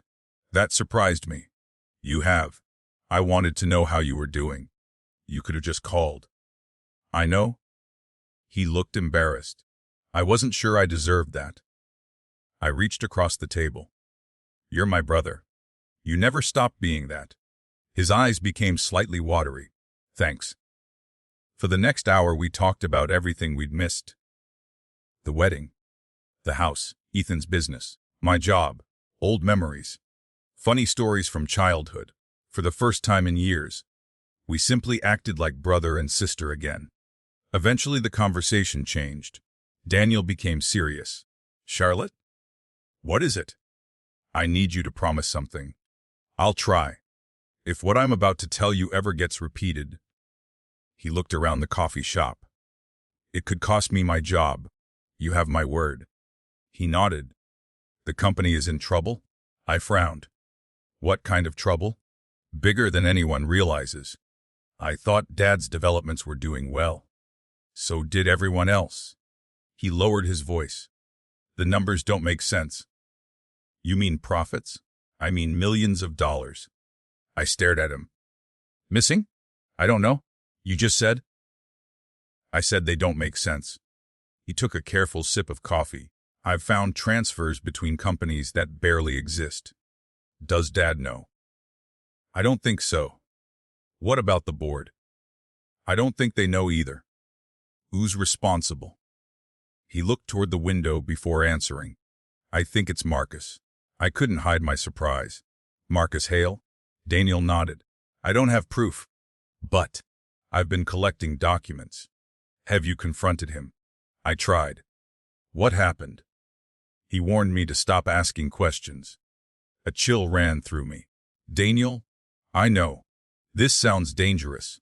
It probably is. So why keep digging? He looked directly at me. Because it's our family's company. I smiled sadly. They stopped calling me family a long time ago. You'll always be my sister. The sincerity in his voice made my eyes sting. When we left the coffee shop, he stopped beside his car. I've got something for you. He opened the trunk and lifted out a medium-sized cardboard box. What's this? I found it in the attic. I opened the lid. Inside were photo albums, my high school yearbook, a small jewelry box. My favorite childhood storybooks. I looked at him. I thought all of this was gone. So did I. How did you get it? I told Mom I was cleaning. He smiled. She knew exactly what I was doing. I gently touched the old photo album. Thank you. I figured these belonged with you. On the drive home, I couldn't stop looking at the box sitting on the back seat. Pieces of my old life. Memories I thought had disappeared forever. That evening, Ethan helped me carry everything inside. He picked up one of the photo albums. You were adorable. I laughed. I was missing my 2 front teeth. You still looked adorable. You have terrible judgment. I married you. You definitely have terrible judgment. We sat together on the living room looking through old photographs. Some made us laugh. Some made us quiet. One picture showed me standing beside my father at a charity event when I was about 12 years old. He had one hand resting on my shoulder. He looked proud. Ethan noticed me staring. What are you thinking? I keep wondering. What? When everything changed. He looked at the photograph for a long time. Maybe it didn't. I frowned. What do you mean? Maybe this version of him was always there. I just couldn't see it. He nodded gently. I think parents are still people. They have fears. They make mistakes. They let pride get in the way. I closed the album. I hope one day he realizes what he lost. Ethan smiled softly. I think he already has. The following Monday brought another surprise. Brooks Heritage Restoration received an invitation to submit a proposal for restoring the original woodwork in the historic Ashcroft Hotel. It would be the largest project the company had ever considered. The meeting was scheduled for Friday morning. When Friday arrived, Ethan wore his favorite navy button-down shirt instead of his usual flannel. "You clean up pretty well?" He grinned. "I even polished my boots." I noticed. The Ashcroft Hotel stood in the heart of downtown Boston. Its grand lobby had welcomed guests for nearly a century. Ethan arrived 15 minutes early. The property manager greeted him warmly. "Mr. Brooks." "That's me. We've heard wonderful things." "Thank you." As they walked toward the conference room, another group approached from the opposite hallway. 3 executives, 2 architects, and 1 familiar face. Richard Whitmore. He was touring the hotel as part of an unrelated redevelopment proposal. Neither man expected to see the other. Richard noticed Ethan first. His expression changed almost imperceptibly. Ethan stopped walking. For a brief moment, the hallway fell completely silent. The property manager smiled. "Mr. Whitmore, I'd like you to meet Ethan Brooks." Richard already knew exactly who he was. "Ethan owns Brooks Heritage Restoration." The manager continued proudly. "They're one of the most respected restoration companies in the region." Richard looked at Ethan, then at the manager, then back again. "You own the company?" Ethan answered calmly. "Yes, sir." The manager smiled. "The work they've done on several historic properties has been exceptional." Richard remained perfectly composed. "Congratulations." "Thank you." It was the first civil conversation the 2 men had ever shared. No raised voices, no insults, no threats. Just a simple exchange between 2 businessmen. Yet beneath Richard's calm expression, something had shifted. For the first time since disowning his daughter, he wasn't looking at Ethan as the carpenter who had taken Charlotte away. He was looking at a man who had built something entirely on his own. As the 2 groups walked in opposite directions, Richard glanced back once over his shoulder. He said nothing. But for the first time in years, he wondered if he had judged the wrong man. Richard Whitmore had always believed that numbers told the truth. Buildings could crack, markets could change, people could lie. But balance sheets were supposed to be facts. That belief was beginning to crumble. He stood alone in his office before sunrise, looking out over Boston Harbor.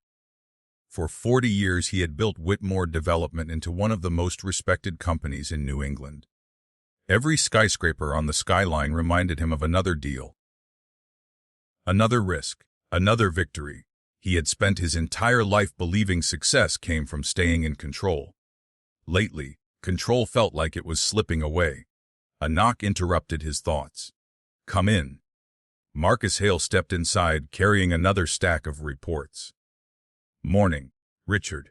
Tell me something good." Marcus smiled. "We've secured another investor." Richard looked relieved. "That helps." "It certainly doesn't hurt." Marcus laid the reports on the desk. "I've also revised the cash flow projections." Richard glanced over the pages. The numbers looked better than they had the previous week. Much better. Almost too much better. He looked up. "What changed?" "What delayed a few capital expenses." "That's all?" Marcus nodded without hesitation. "For now." Richard slowly closed the folder. "I want a full executive meeting this afternoon." Of course. Marcus left the office wearing the same calm smile he always wore. The moment the door closed, Richard leaned back in his chair. Something still felt wrong. He just couldn't explain why. Across town, Brooks Heritage Restoration was having a very different kind of morning. The workshop buzzed with activity. Lumber deliveries arrived before 8. Jake was organizing materials for 2 restoration projects. Another crew loaded ladders into a truck. Someone had the radio playing softly in the background. Ethan walked through the shop carrying a clipboard. "Morning, everyone." A chorus of greetings answered him.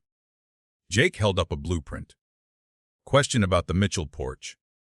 Ethan walked over. Instead of answering immediately, he asked, "What do you think?" Jake studied the drawing. "I'd keep the original columns." "Why?" "They're structurally sound. The bottoms have some rot. We can splice new cedar into the damaged sections." Ethan smiled. "What else?" "The owners save money. And the house keeps its character." Ethan nodded. "I couldn't have said it better." Jake grinned. "So that's the plan." "It is."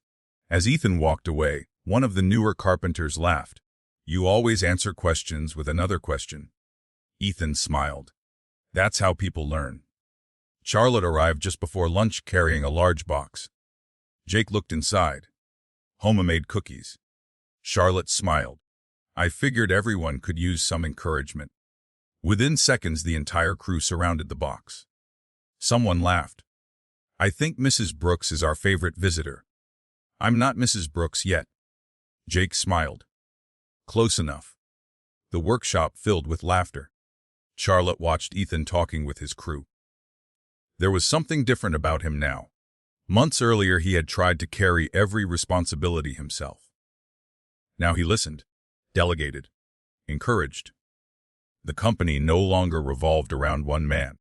It revolved around shared trust. That evening, they closed the workshop together. As Ethan locked the front door, Charlotte slipped her hand into his. "You've changed." He smiled. "I hope that's a compliment." "It is." "How?" "You don't look worried all the time anymore." He thought about it. "I finally realized something." "What?" "If I don't trust good people." He looked back toward the workshop. "I'll never build anything that lasts." Charlotte smiled. "I wish more business owners understood that." Meanwhile, Daniel sat alone inside the Whitmore development archives. Boxes of old financial records surrounded him.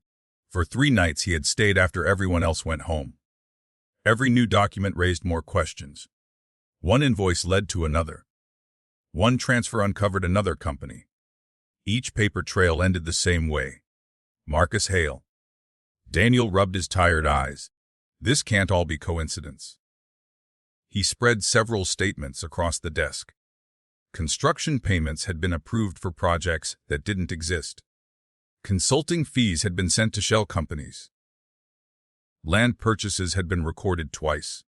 Millions of dollars had quietly disappeared over several years. A soft voice startled him. "You should go home." Daniel turned. It was Richard. "What are you doing here?" "I could ask you the same thing." Daniel hesitated. "I'm reviewing old files." Richard looked around. "At 9 o'clock at night. I think Marcus is stealing from the company." Silence filled the room. Richard stared at his son. Finally he spoke. "That's a serious accusation." "I know. Do you have proof?" "I'm getting close." Richard slowly folded his arms. "Marcus has worked beside me for 20 years. And he's earned my trust." Daniel stepped closer. "Dad." Richard interrupted. "I won't condemn a man because of suspicion. I'm asking you to investigate." "I already have." Daniel looked surprised. "You have?" "I asked our outside auditors to review everything." Relief washed across Daniel's face. "When?" "This morning." "What did they say?" "They'll begin next week." Daniel nodded slowly. "That's all I wanted." As Richard turned to leave, he stopped. "If you're wrong," Daniel answered without hesitation, "I hope I am." Richard walked away without another word. For the first time in years, father and son had found themselves standing on the same side of a problem. Neither of them realized how little time they had left. The following Saturday, Charlotte and Ethan attended a neighborhood barbecue. Families gathered in the local park. Children chased each other across the grass. Someone played acoustic guitar beneath a large maple tree. The atmosphere felt relaxed, comfortable, real. An elderly neighbor raised a paper cup. "I'd like everyone's attention." Conversations quieted. "I've lived here almost 30 years. He smiled toward Ethan and Charlotte. "And I just wanted to say," he pointed toward them, Thank you. Charlotte looked confused. For what? He laughed. For reminding this neighborhood what taking pride in your work looks like. Several neighbors nodded. The old Johnson house looks beautiful. The church windows are incredible. My daughter still talks about the staircase you restored. Another neighbor smiled. You've made this community better. Charlotte glanced toward Ethan. He looked almost embarrassed. On the drive home she asked, "Did you hear what they said?" "I did." "How does that make you feel?" He smiled thoughtfully. "Like we're doing something that matters." Later that evening, Charlotte found him sitting alone on the back porch. "What are you thinking about?" He looked out across their yard. "My father." Charlotte frowned. "You've never talked much about him." "He was a cabinet maker." "I didn't know that." "He used to tell me something when I was little." "What?" Ethan smiled. "People forget prices." He looked at Charlotte. "But they always remember how you made them feel." She quietly repeated the words. "I like that. I've been thinking." He paused. "That's the company I want to build. Not the biggest. Not the richest. The one people remember because they felt respected." Charlotte leaned her head against his shoulder. "I think you're already doing it." Monday morning arrived with an unexpected phone call. Richard's assistant spoke before he had even finished saying hello. "The auditors are here. They're early." They insisted. Richard looked toward the conference room where Marcus was already waiting. "Show them in." 3 auditors entered carrying laptops and document cases. The lead auditor shook Richard's hand. "We'll need access to every financial record from the past 5 years." Richard nodded. "You'll have full cooperation." Marcus smiled confidently. "Whatever you need." The review lasted all day. Then another. Then another. By Thursday afternoon, the auditors requested a private meeting with Richard. Marcus waited outside.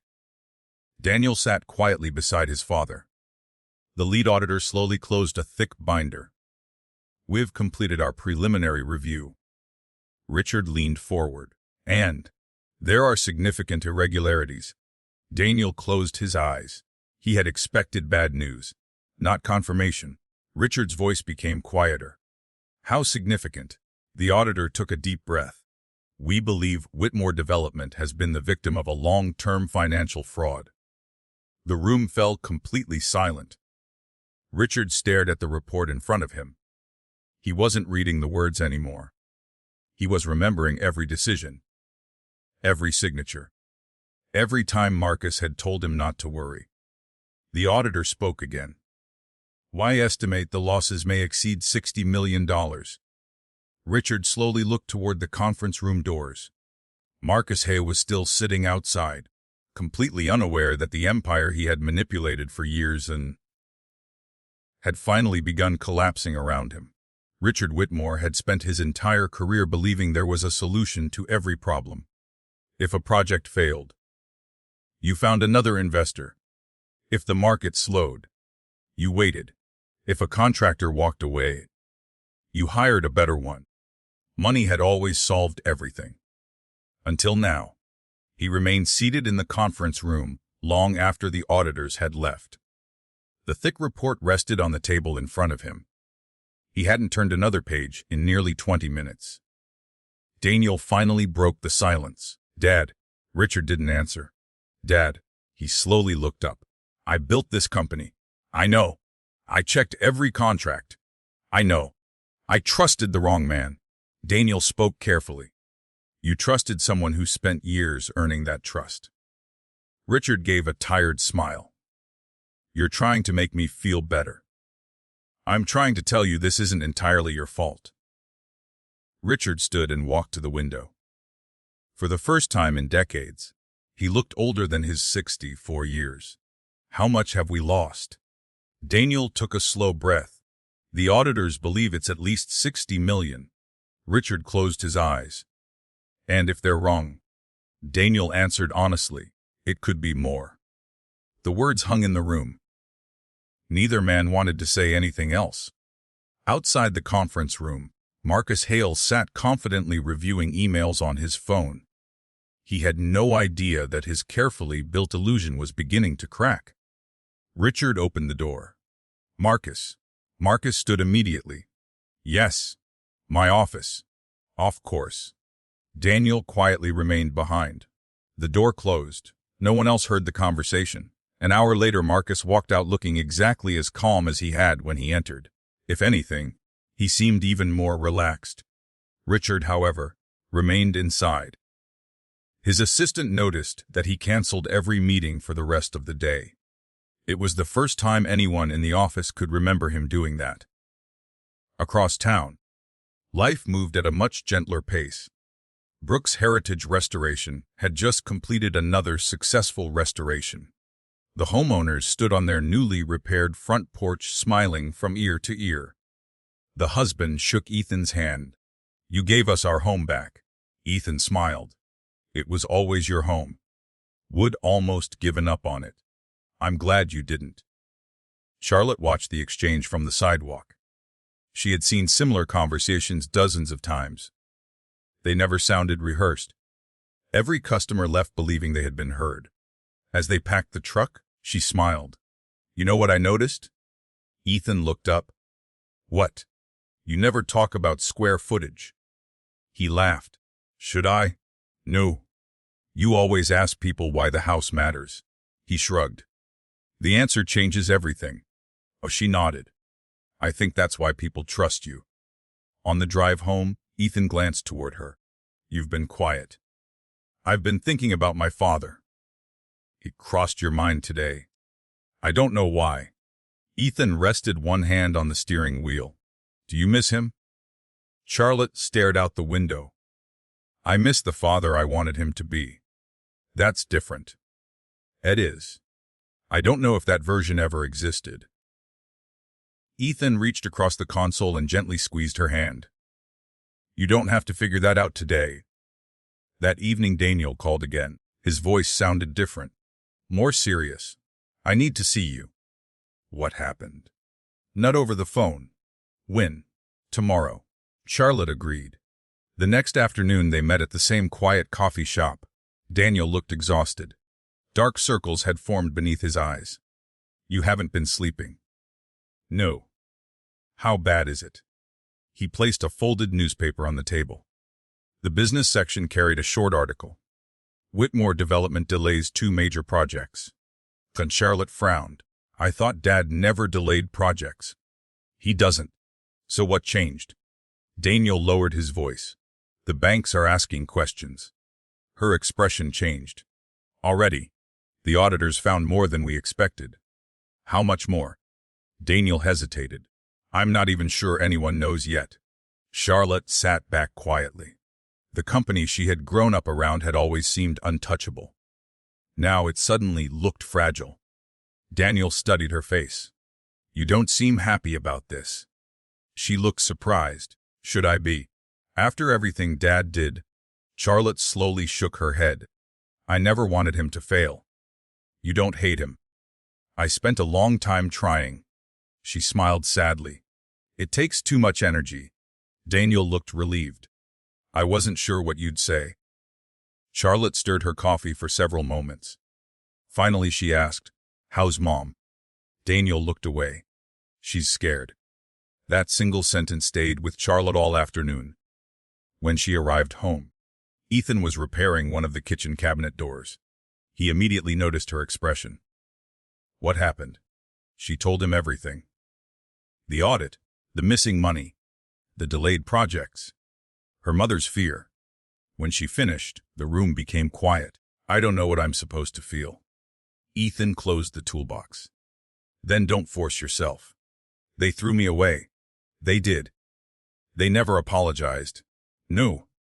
And now, she looked toward the window. Everything they built is falling apart. Ethan walked over and sat beside her. What are you afraid of?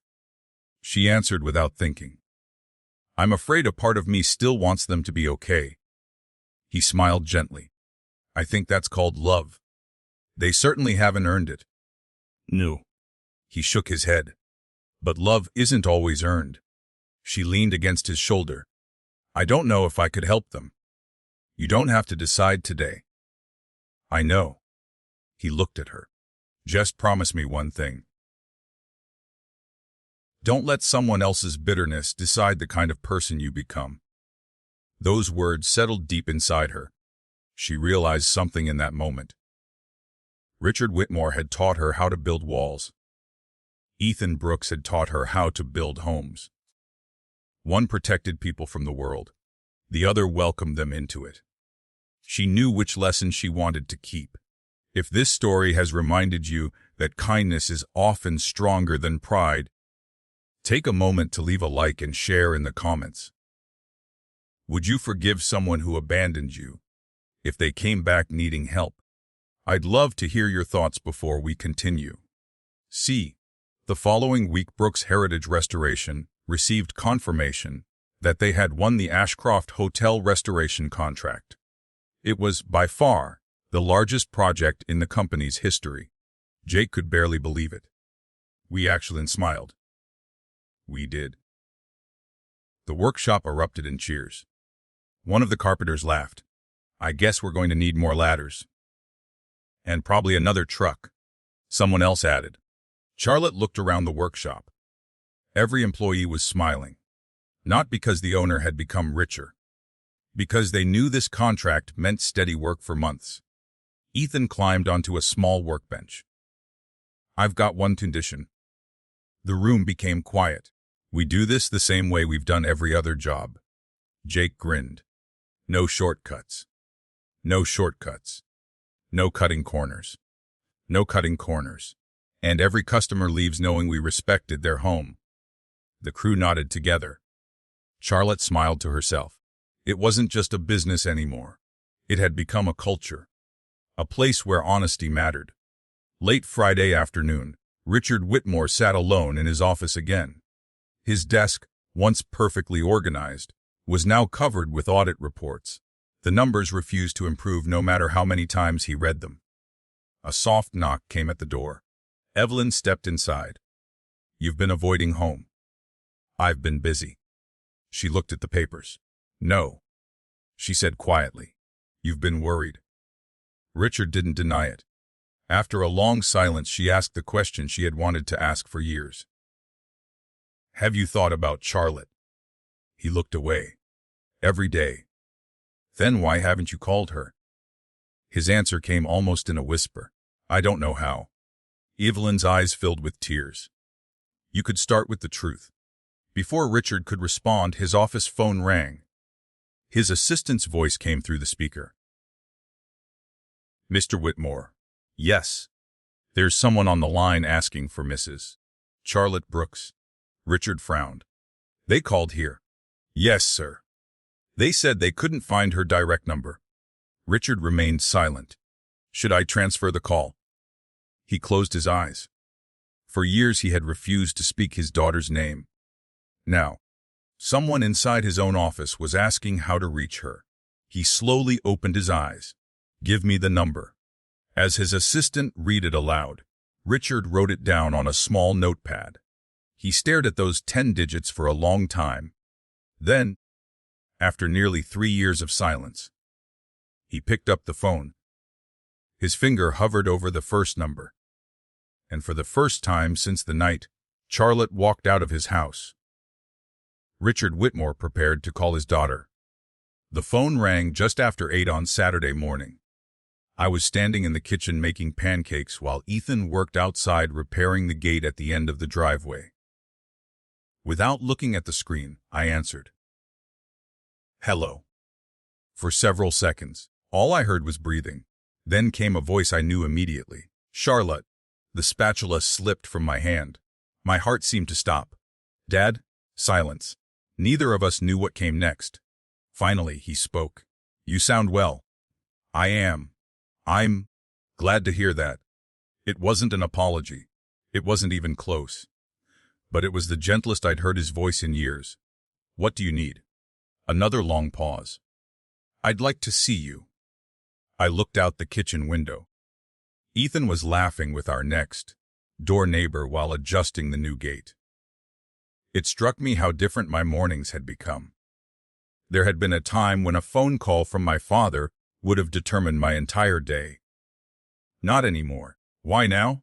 I'd rather discuss that in person. You've had almost 3 years. I know. And this couldn't wait. No. His answer came quickly. Too quickly. Something was wrong. Is Mom okay? She's fine. Daniel? He's fine. Then what is this about? He hesitated. The company. I leaned against the counter. So Daniel was telling the truth. You've spoken to your brother. Yes. I suppose he told you more than he should have. He told me enough to know something serious is happening. Richard didn't deny it. Instead, he quietly asked, "Will you come?" I closed my eyes. The memories came rushing back. The dining room. The ultimatum. The silence. Walking out with nothing. I don't know. I understand. I don't think you do. Knew. His voice became softer. You're probably right. For the first time in my life, my father sounded tired. Not angry. Not demanding. Just tired. I'll think about it. That's all I can ask. The call ended. I remained standing in the kitchen, staring at the phone. Ethan walked in a minute later carrying his toolbox. You look like you've seen a ghost. I looked up. It was my father. He quietly set the toolbox on the floor. What did he want? I asked me to come to the house. Ethan didn't answer immediately. Instead, he poured 2 cups of coffee before sitting across from me. What are you feeling? I honestly don't know. Are you angry? A little. Hurt? Still. Curious. I laughed softly. Very. He nodded. I figured. I wrapped both hands around the warm coffee mug. He never apologized. No. He didn't even come close. No. He just asked me to come. What are you thinking? I looked at the man sitting across from me. The man who had never once tried to make my decisions for me. I think I'm afraid. Of what? That seeing him again will undo everything I've worked so hard to heal. Ethan reached across the table. He doesn't have that kind of power anymore. You really believe that? I do. Why? He smiled. Because the woman sitting in front of me isn't the same woman who left that mansion. His words settled over me like a warm blanket. You've built a life. You looked around our kitchen. You've built confidence. You've built a family. He gently squeezed my hand. No one can take that away now. Later that afternoon, Daniel stopped by unexpectedly. He looked surprised to see Ethan washing his truck in the driveway. Hope I'm not interrupting. Not at all. Ethan smiled. Come on in. Daniel followed me into the kitchen. I wasn't expecting to see you. I figured Dad called. I raised an eyebrow. How did you know? He asked me for your number yesterday. So he finally did it. Daniel nodded. He wrestled with it for almost an hour before making the call. That surprised me. My father. He kept picking up the phone. Daniel smiled sadly, then putting it back down. I tried to picture Richard Whitmore doing something so uncertain. It was almost impossible. What did he say after he called? He didn't. What do you mean? Walked into his office, closed the door, and didn't speak to anyone for the rest of the day. Daniel leaned forward. Charlotte. What? I've never seen him like this. You mean worried? I mean humbled. The word stayed with me. Humbled.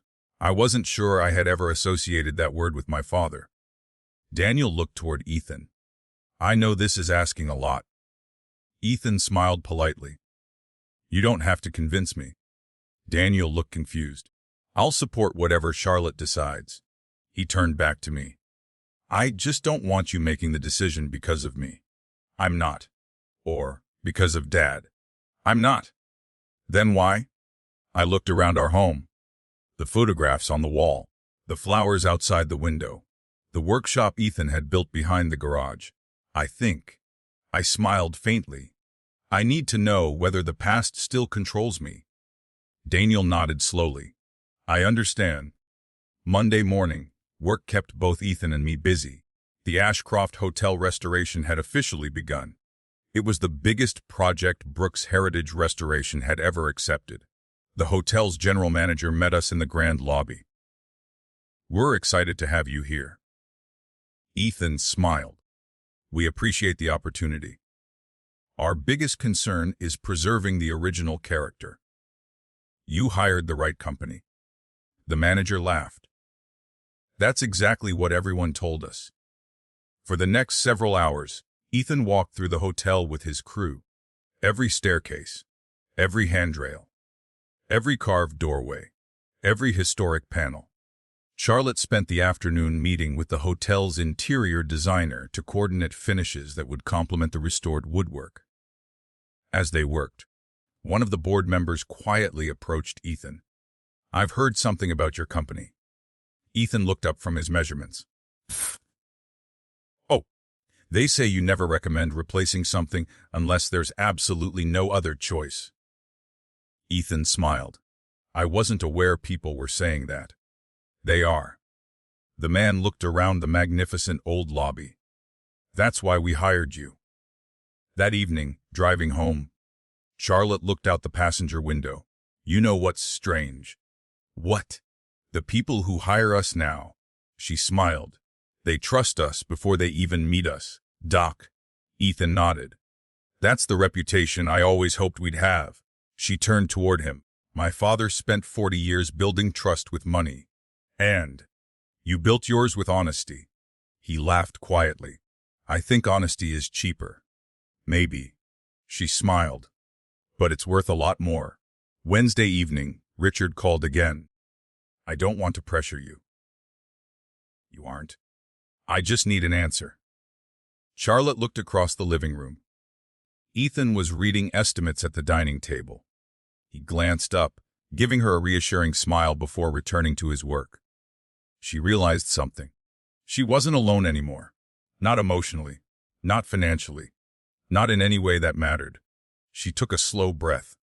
"I'll come." Richard didn't speak for a moment. "Thank you. One condition." "Name it?" "I come because I choose to." "Of course. And if I decide to leave?" "You may leave whenever you wish." "When?"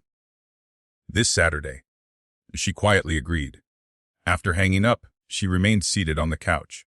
Ethan closed the folder he'd been reading. "So, I'm going." He walked over and sat beside her. "How do you feel?" "Nervous." He smiled gently. "That sounds normal." "What if nothing's changed?" "Then you'll know." "And if everything has?" He thought for a moment. "Then you'll know that too." Saturday morning arrived far sooner than Charlotte expected. She stood in front of the bedroom mirror fastening a simple navy dress. Nothing expensive. Nothing designed to impress. Just something that felt like her. Ethan adjusted his tie. "You look beautiful." She smiled nervously. "I'm not trying to." "I know." He offered his arm. "Ready?" She slipped her hand through his arm. "As ready as I'll ever be." Together they climbed into the truck. The drive across Boston felt strangely familiar. Street after street brought back old memories. Favorite restaurants, parks, the library where she had studied during college, the florist her mother always used. Finally, the wrought iron gates of the Whitmore estate appeared ahead. For the first time in nearly 3 years, Charlotte found herself staring at the house where she had grown up. Nothing had changed. The gardens were still perfect. The fountain still flowed. The mansion still looked untouchable. But as Ethan parked the truck at the end of the circular driveway, Charlotte realized something profound. The house hadn't changed, she had. She reached for the door handle. Ethan gently touched her hand. "You don't have to prove anything today." She smiled. "I'm not here to prove anything." He nodded. "I know. I'm here to find out whether my father finally understands what he lost." Together, they stepped out of the truck. The front door slowly opened. Richard Whitmore stood waiting inside. For the first time since the night he disowned his daughter, father and daughter stood face to face. For a long moment, no one moved. Richard Whitmore stood just inside the front doorway. Charlotte stood on the front steps with Ethan beside her. 3 years had passed, yet it felt as though the last conversation had ended only yesterday. Richard looked older. His shoulders weren't quite as straight. The confidence that had once filled every room had been replaced by something quieter. Something heavier. He looked first at Charlotte, then at Ethan. Finally, he spoke. "Thank you for coming." Charlotte nodded politely. "We almost didn't." Richard accepted the honesty without reacting. "I understand." He stepped aside. "Please, come in." Charlotte crossed the threshold slowly. The marble floor looked exactly the same. The grand staircase curved toward the second floor, just as she remembered. The crystal chandelier still reflected morning sunlight across the entrance hall. Everything appeared untouched. Yet the house felt strangely empty, almost as though the life had quietly disappeared from it. Evelyn hurried into the foyer. The moment she saw Charlotte, tears filled her eyes. Without asking permission, she wrapped her daughter in a tight embrace. "I've missed you every single day." Charlotte hugged her back. "I've missed you too, Mom." Neither woman said another word for several seconds. Ethan quietly looked away, giving them privacy. When Evelyn finally stepped back, she smiled through her tears. "You look happy." "I am." Evelyn glanced toward Ethan. "I can see why." She turned to him. "Thank you for taking care of my daughter." Ethan answered simply. "She takes pretty good care of me too." For the first time that morning, Evelyn laughed. Richard watched the exchange in silence. He remembered the night he had insisted Ethan wasn't worthy of Charlotte. Standing there now, he couldn't reconcile that memory with the calm, respectful man before him. "Would you all join me in the library?" Charlotte looked surprised. "The library?" Richard nodded. "I thought it might be easier." Well, she understood immediately. He wasn't taking them to the dining room. The same room where he had disowned her. It wasn't an apology, but it was the first sign that he remembered exactly what had happened. The library smelled of old leather and cedar. Floor-to-ceiling shelves covered every wall. Charlotte slowly walked toward the fireplace. A framed family photograph still sat on the mantel. She picked it up. She was 17 in the picture. Daniel stood beside her. Richard had one hand resting on each of their shoulders. Evelyn smiled brightly at the camera. Charlotte quietly set the picture back down. "I wondered if you'd thrown these away." Richard looked at the photograph. "I couldn't." Charlotte didn't answer. Silence settled over the room again. Finally Richard spoke. "I won't waste your time." Charlotte folded her hands. "I'm listening." He looked toward Ethan. "I'd like you to stay." Ethan nodded once. "I'm here for Charlotte." "I know." Richard took a deep breath. "The company is in serious trouble." Charlotte remained calm. "Daniel told me some of it. Doesn't know everything." Richard slid a thick folder across the coffee table. Charlotte opened it. Audit summaries, cash flow reports, legal notices, letters from banks. Every page painted a darker picture than the last. She slowly looked up. "This is far worse than I imagined." Richard nodded. "It is? How long?" "Longer than I'd like to admit." "Marcus?" "I trusted him." Charlotte quietly closed the folder. "Have you contacted the authorities?" "We're working with forensic accountants." What about investors?" "They're nervous." "And the banks?" "They're demanding answers." Charlotte leaned back. The company could collapse. Richard didn't deny it. "It already is." The word surprised everyone. Richard Whitmore had never admitted defeat in his life. Seeing him say those words felt almost unreal. Charlotte looked carefully at him. "You haven't slept." "No." "You've lost weight." "A little." Evelyn quietly spoke for the first time. "He barely comes home." Richard looked uncomfortable. "There hasn't been time." Charlotte answered softly. "There's never enough time, until suddenly there is." The room became quiet again. Ethan noticed Richard staring at the folder. Not with pride, with regret. He spoke carefully. "Can I ask something?" Richard looked toward him. "Of course. When was the last time you walked through one of your construction sites?" Richard frowned. "I don't understand. I mean really walked through it. Talked to the workers. How things were going." Richard hesitated. "It's been years." Ethan nodded thoughtfully. "I figured." Richard looked slightly defensive. "My job was running the company." "I know." I'm not criticizing you." "You aren't." Ethan shook his head. "I've just learned something over the last few years." "What?" "The farther a leader gets from the people actually doing the work." He paused. "The easier it becomes for the wrong people to take control." Richard didn't answer, but the words clearly landed. Charlotte noticed her father quietly looking at Ethan with a different expression than before. Not admiration. Not yet. Respect. Daniel entered the library carrying another box of documents. "I found more." Richard sighed. "I was hoping you wouldn't." Daniel placed the box beside the others. The forensic team requested everything connected to Harbor Crest. Charlotte recognized the name immediately. The waterfront development. Daniel nodded. It never made sense. He opened one folder. "Look at this." Charlotte studied the paperwork. Payments had been approved. Invoices had been signed. Materials had supposedly been delivered. But something was missing. "There are no inspection reports." Daniel smiled faintly. "Exactly. No completion certificates. No contractor sign-offs." Daniel folded his arms. The project only existed on paper. Richard slowly lowered himself into a chair. "How much?" Daniel looked at him. "Almost $18 million. The room fell completely silent. Charlotte couldn't believe what she was seeing. "How does something like this happen?" Richard answered honestly. "I stopped questioning someone I trusted." Charlotte looked at her father.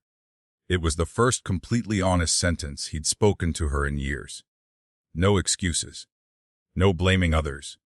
Just truth. Evelyn quietly reached over and placed her hand on Richard's shoulder. He didn't move. But he didn't pull away either. After another hour of discussion, Charlotte finally stood. "I need some air." Ethan immediately stood beside her. "I'll come." They stepped out onto the back terrace overlooking the gardens. Nothing had changed. The same stone pathways. The same rose bushes. The same fountain. Charlotte looked toward the old oak tree near the edge of the property. "I used to read books under that tree." Ethan smiled. "I can picture that. I thought this place would make me angry. Does it?" She shook her head. "It mostly makes me sad." He slipped his hand into hers. "For the house. For the people." They stood quietly together. Inside the library, Daniel remained sorting documents while Richard stared through the window. Evelyn finally spoke. "You owe her more than business reports." Richard didn't answer. "You owe her an apology." He closed his eyes. "I know." "So, why didn't you say it?" He looked down at his hands. "Because I don't know if I deserve to be forgiven." Evelyn answered gently. "That isn't your decision." Late that afternoon, Charlotte and Ethan prepared to leave. Richard walked them to the front door. "I appreciate you coming." Charlotte nodded. "I needed to see things for myself. There may be more meetings. We'll see." As Ethan reached for the truck door, Richard stopped him. "Mr. Brooks." Ethan turned. "Yes." Richard hesitated before extending his hand. "I never congratulated you." "For what?" "Building your company." Ethan looked at the offered hand for a brief moment. Then he accepted it. "Thank you." Richard held his hand a second longer. "You've done well." "I've been fortunate." "No." Richard quietly shook his head. "I don't think fortune had much to do with it." It wasn't an apology, but it was the first genuine compliment Richard Whitmore had ever given him. As the truck disappeared down the long driveway, Daniel hurried out of the front door, holding another file. "Dad," Richard turned. "What is it?" Daniel's face had gone pale. "I found Marcus's private correspondence." Richard frowned. What about it? Daniel slowly handed him the folder. There wasn't just one fake company. Richard opened the first page. His expression changed instantly. How many? Daniel answered in almost a whisper. 23. Richard felt the folder slip from his hands. This wasn't a single act of fraud. It was an entire hidden network. And the deeper they looked, the more they realized Marcus Hale hadn't merely stolen from Whitmore Development. He had spent years planning to destroy it from the inside. The silence inside Richard Whitmore's office felt heavier than ever. 23 shell companies. Millions of dollars gone. Dozens of fraudulent contracts. Every page Daniel had uncovered painted the same picture. Marcus Hale hadn't simply taken advantage of a business opportunity. He had patiently built an escape route for years. Richard slowly closed the folder. I want every document copied. Daniel nodded. They already are. No one outside this room sees the originals. I've locked them in the company vault. Richard looked at his son. You've done good work. Daniel blinked. In all the years he had worked for his father, he couldn't remember hearing those words. Thank you. Richard looked back toward the window. I should have listened to you sooner. Daniel didn't answer. Some victories arrived far too late to celebrate. That evening Charlotte found Ethan sitting in his workshop behind the house. A single lamp illuminated the workbench. Wood shavings covered the floor. He was carefully carving a replacement spindle for the Ashcroft Hotel staircase. You've been out here a while. He smiled without looking up. It helps me think. She sat beside him. I've been thinking too? About your father? She nodded. I don't know what surprised me more. What? Seeing him admit he was wrong. Ethan carefully set down his carving knife. He didn't admit everything. Knew. But he admitted enough to know he's changing. Charlotte watched him examine the piece of oak. Can I ask you something? Always. If my father apologized tomorrow, she hesitated. Would you believe him? Ethan thought for a long moment. I'd believe he was trying. That's different. It is. Why? Because trust isn't rebuilt in one conversation. He gently brushed sawdust from the finished spindle. It's rebuilt one decision at a time. Charlotte smiled. I think that's why your company succeeds. What do you mean? You've never asked anyone to trust you. You've simply acted in a way that earns it. The following morning, Richard requested another meeting with the forensic accountants. The lead investigator placed several photographs across the conference table. What am I looking at? Properties. Richard frowned. I don't recognize them. You shouldn't. The investigator pointed to one image after another. These addresses belong to companies Marcus controlled. Richard studied them carefully. Small office buildings, warehouses, vacant lots, nothing remarkable. So, the investigator slid another document across the table. Each company billed Whitmore Development as an outside consultant. Richard's eyes narrowed. For what services? They never performed any. Daniel quietly leaned forward. So every invoice was fake. Essentially. The investigator nodded. We've confirmed at least 23 separate companies. Richard rubbed his forehead. How did no one notice? The investigator answered honestly. Because everything required only one approval. Richard looked down. My signature. The investigator didn't speak. He didn't need to. Richard already understood. Marcus hadn't forged his signature. He had manipulated his trust. That afternoon, Evelyn found Richard sitting alone in the library. He hadn't turned on the lights. The room was almost dark. She quietly sat beside him. You've been in here for an hour. I know. You haven't moved. He smiled weakly. I've been remembering. What? The day Charlotte introduced Ethan. Evelyn remained silent. I thought I was protecting her. She looked at him carefully. Were you? I honestly believed I was. He looked toward the old family photograph on the mantel. I never told her why. Evelyn's expression softened. No, you didn't. Richard stood and walked toward the fireplace. When I was 24, he paused. My father lost everything. Evelyn had heard the story before, but never like this. He trusted the wrong business partner. He signed documents he didn't fully understand. He spent the rest of his life trying to rebuild. Richard slowly shook his head. I watched him become someone I barely recognized. He looked back at Evelyn. I promised myself I'd never let my children experience that kind of uncertainty. So you believed wealth would protect them. I believed control would. And Evelyn spoke gently. And Ethan threatened that control. Richard nodded. I wasn't angry because he was a carpenter. She waited. I was terrified because he represented a life I couldn't control. The realization hung in the room. Richard finally understood something he had never admitted, not even to himself. His decision hadn't been driven only by pride. It had been driven by fear. Fear disguised as authority. Fear disguised as protection. Fear that ultimately cost him his daughter. Too later that evening Richard called Charlotte. She answered after the second ring. Hello, I need to tell you something. She immediately recognized the difference in his voice. What happened?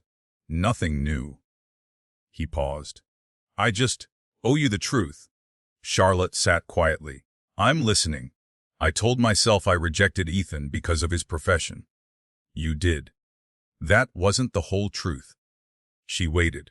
Richard slowly told her everything. His father's bankruptcy. The betrayal decades earlier. The years spent believing success could guarantee safety.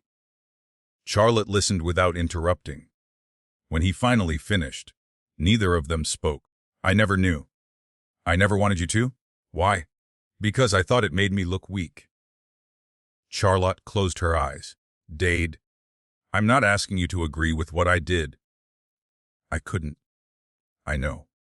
I'm asking you to understand why I became the man who hurt you. Charlotte took a slow breath. I understand it. He remained silent. But understanding something, she continued softly, doesn't make it hurt less. I know. His voice cracked for the first time. And I'm sorry for that. Charlotte felt tears gathering. It wasn't a perfect apology. It wasn't complete. But it was real. I appreciate you saying that. Richard quietly answered, I should have said it years ago. When Ethan came home that evening, Charlotte was sitting on the back porch watching the sunset. He called. Ethan sat beside her. How did it go? He apologized. He smiled gently. How do you feel? Lighter. You forgave him. She looked toward the fading sunlight. I forgave him a long time ago. He looked surprised. I just never told him. She rested her head against his shoulder. Forgiveness isn't the same as trust. No. It just means I don't want to carry the anger anymore. Ethan wrapped an arm around her.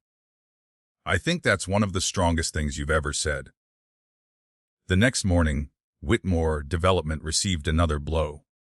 The company's attorneys rushed into Richard's office, carrying fresh legal documents. The lead attorney didn't waste time. Marcus has disappeared. Richard stood immediately. What? He resigned electronically at 3:12 this morning. Daniel frowned. That's impossible. It isn't. The attorney handed over a resignation letter. He emptied his office overnight. Richard's stomach tightened. What about his home? Already vacant. The police. They're looking. Daniel's expression darkened. He knew we were getting close. The attorney nodded. We believe he left the country. Richard looked toward the city skyline outside his office. For years he had believed the nightmare was almost over. Now he realized it had only entered a new phase. That afternoon the phone rang inside Brooks Heritage Restoration. Jake answered. Brooks Heritage Restoration. He listened for several seconds before covering the receiver. Ethan. What is it? It's someone from the State Attorney General's office. Ethan looked confused. They want to speak with you. He took the phone. "This is Ethan Brooks." The voice on the other end was calm and professional. "Mr. Brooks, we'd like to ask a few questions regarding Whitmore development." Ethan frowned. "I'm not sure how I can help. Well, we believe Marcus Hale may have contacted several independent contractors over the past few years. Never contacted us. Would still appreciate your cooperation." "Of course." After ending the call, Ethan stared quietly at the phone. Charlotte noticed immediately. What happened? He looked at her. The investigation just became a lot bigger. At that exact moment, thousands of miles away, Marcus Hale sat alone inside an airport lounge, watching financial news on a television screen. The headline scrolling across the bottom of the screen made him smile. Warsh MonerhicmoredileumeuNdercs Marcus picked up his case. "If Richard thinks this is the end," he quietly laughed to himself, "he still has no idea what I've already set in motion." The news spread across Boston before the weekend arrived. Whitmore development was under investigation. Every business journal carried the story. Local television stations discussed it between weather reports. Speculation spread faster than facts. Some people blamed the economy. Others blamed poor management. Only a handful of people knew the truth. Marcus Hale had spent years quietly hollowing out the company from the inside. Charlotte tried not to watch the news. It found her anyway.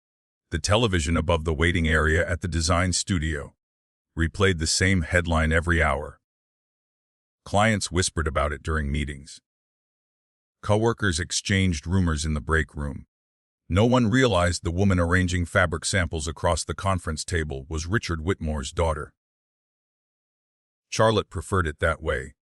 When she arrived home that evening, Ethan was already waiting on the porch. "You've had a long day." She smiled tiredly. "You can tell. I've known you long enough." He opened the front door. "Dinner's almost ready." They ate quietly. Not because they had nothing to say, because they were both thinking about the same thing. Finally, Charlotte put down her fork. "They're going to lose everything." Ethan looked at her. "Maybe. I keep trying to tell myself it isn't my problem. And it doesn't work." He nodded slowly. "I figured." She looked at him carefully. "Tell me what I should do." He smiled. "I can't." "Why not?" "Because you already know." "I don't." "You do." She frowned. "I honestly don't." Well, Ethan reached across the table and gently took her hand. "If I tell you what to do." He paused. "Then one day you'll wonder whether it was your decision or mine." She stared at him. "So you're leaving me to figure it out alone?" He smiled softly. "Nung. I'm walking beside you while you figure it out." The difference mattered, more than she could explain. That night she barely slept. Every time she closed her eyes, memories returned. The dining room. The ultimatum. The front door closing behind her. Then another memory would appear. Her mother hugging her. Her father apologizing. Daniel risking his career to tell the truth. By sunrise, she still didn't have an answer. The following Monday, Daniel called. "I need to see you." They met at a small park near Charlotte's office. Daniel looked exhausted. "I haven't been home before midnight in a week." "How bad is it?" "Worse." He sat on a nearby bench. "The banks are freezing additional credit." Charlotte slowly sat beside him. "What does that mean?" "It means payroll becomes a question." Her heart sank. "The employees." Daniel nodded. "Almost 300 families." Charlotte looked across the park where children were playing. "I've been thinking about them." "So have I." "They didn't do anything wrong." "No. They're just trying to earn a living." Daniel looked at his sister. "Dad still won't ask." "Ask what?" "For your help." Charlotte looked surprised. "My help?" He'd rather lose everything. She couldn't help shaking her head. "He's still that stubborn." Daniel gave a tired laugh. "You have no idea." Back at Whitmore Development, another meeting had just ended. It had not gone well. One investor had withdrawn. Another demanded immediate repayment. Richard walked back to his office, carrying a folder he hadn't opened. His assistant quietly followed him. "Sir." "Yes." "There's someone waiting." "Ooh." "The maintenance supervisor." Richard frowned. "Send him in." A middle-aged man stepped into the office holding his work cap. "I'm sorry to bother you." Richard gestured toward a chair. "What can I do for you?" The man remained standing. "I've worked here 26 years. "I know. My son works here too." Richard nodded. "We've heard rumors." "I understand. My wife asked me to come." He hesitated. "We just want to know if we should start looking for other jobs." Richard couldn't answer immediately. For decades, employees had come to him expecting certainty. Today, he had none to give. "I don't know." The words hurt to say. The maintenance supervisor nodded quietly. "I appreciate your honesty." After he left, Richard remained staring at the closed office door. He wasn't thinking about buildings or investors. He was thinking about families. 300 of them. For the first time in his career, the numbers on the balance sheet had names. That evening, Evelyn found him sitting alone again. "You skipped dinner." "I wasn't hungry." She sat beside him. "You met with an employee today." He looked surprised. "How did you know?" "He stopped me on his way out." Richard sighed. He wanted to know if his family would still have an income next month. Evelyn waited. "I couldn't promise him anything." She gently rested her hand over his. "You've always carried the company." "I thought I had." He looked down. "Now I realize people were carrying me." Across town, Brooks Heritage Restoration was holding its weekly planning meeting. Jake reviewed the upcoming projects. "We're booked almost 4 months out." One of the carpenters smiled. "Never thought I'd see that." Ethan looked around the workshop. "Neither did I." Jakey closed his notebook. "I've got a question." "What is it?" "If another recession hits." The room became quiet. "What happens?" Ethan didn't answer immediately. Instead, he looked around at every employee. "I'll tell you exactly what happens." Everyone listened. "We'll tighten our belts. We'll work smarter. We'll protect each other." He smiled. "And no one gets left behind." Jake nodded. "I hoped you'd say that."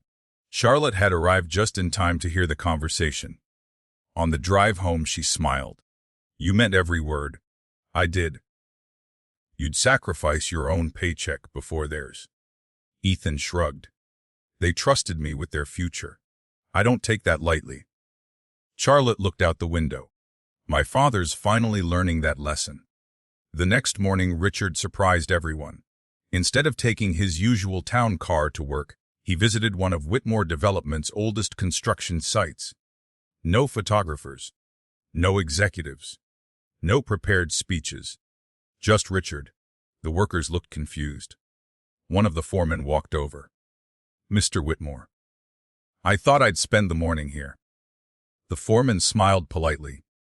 "We're glad to have you." Richard spent nearly 4 hours walking through the site. He spoke with electricians, carpenters, concrete finishers, equipment operators. He asked questions. He listened.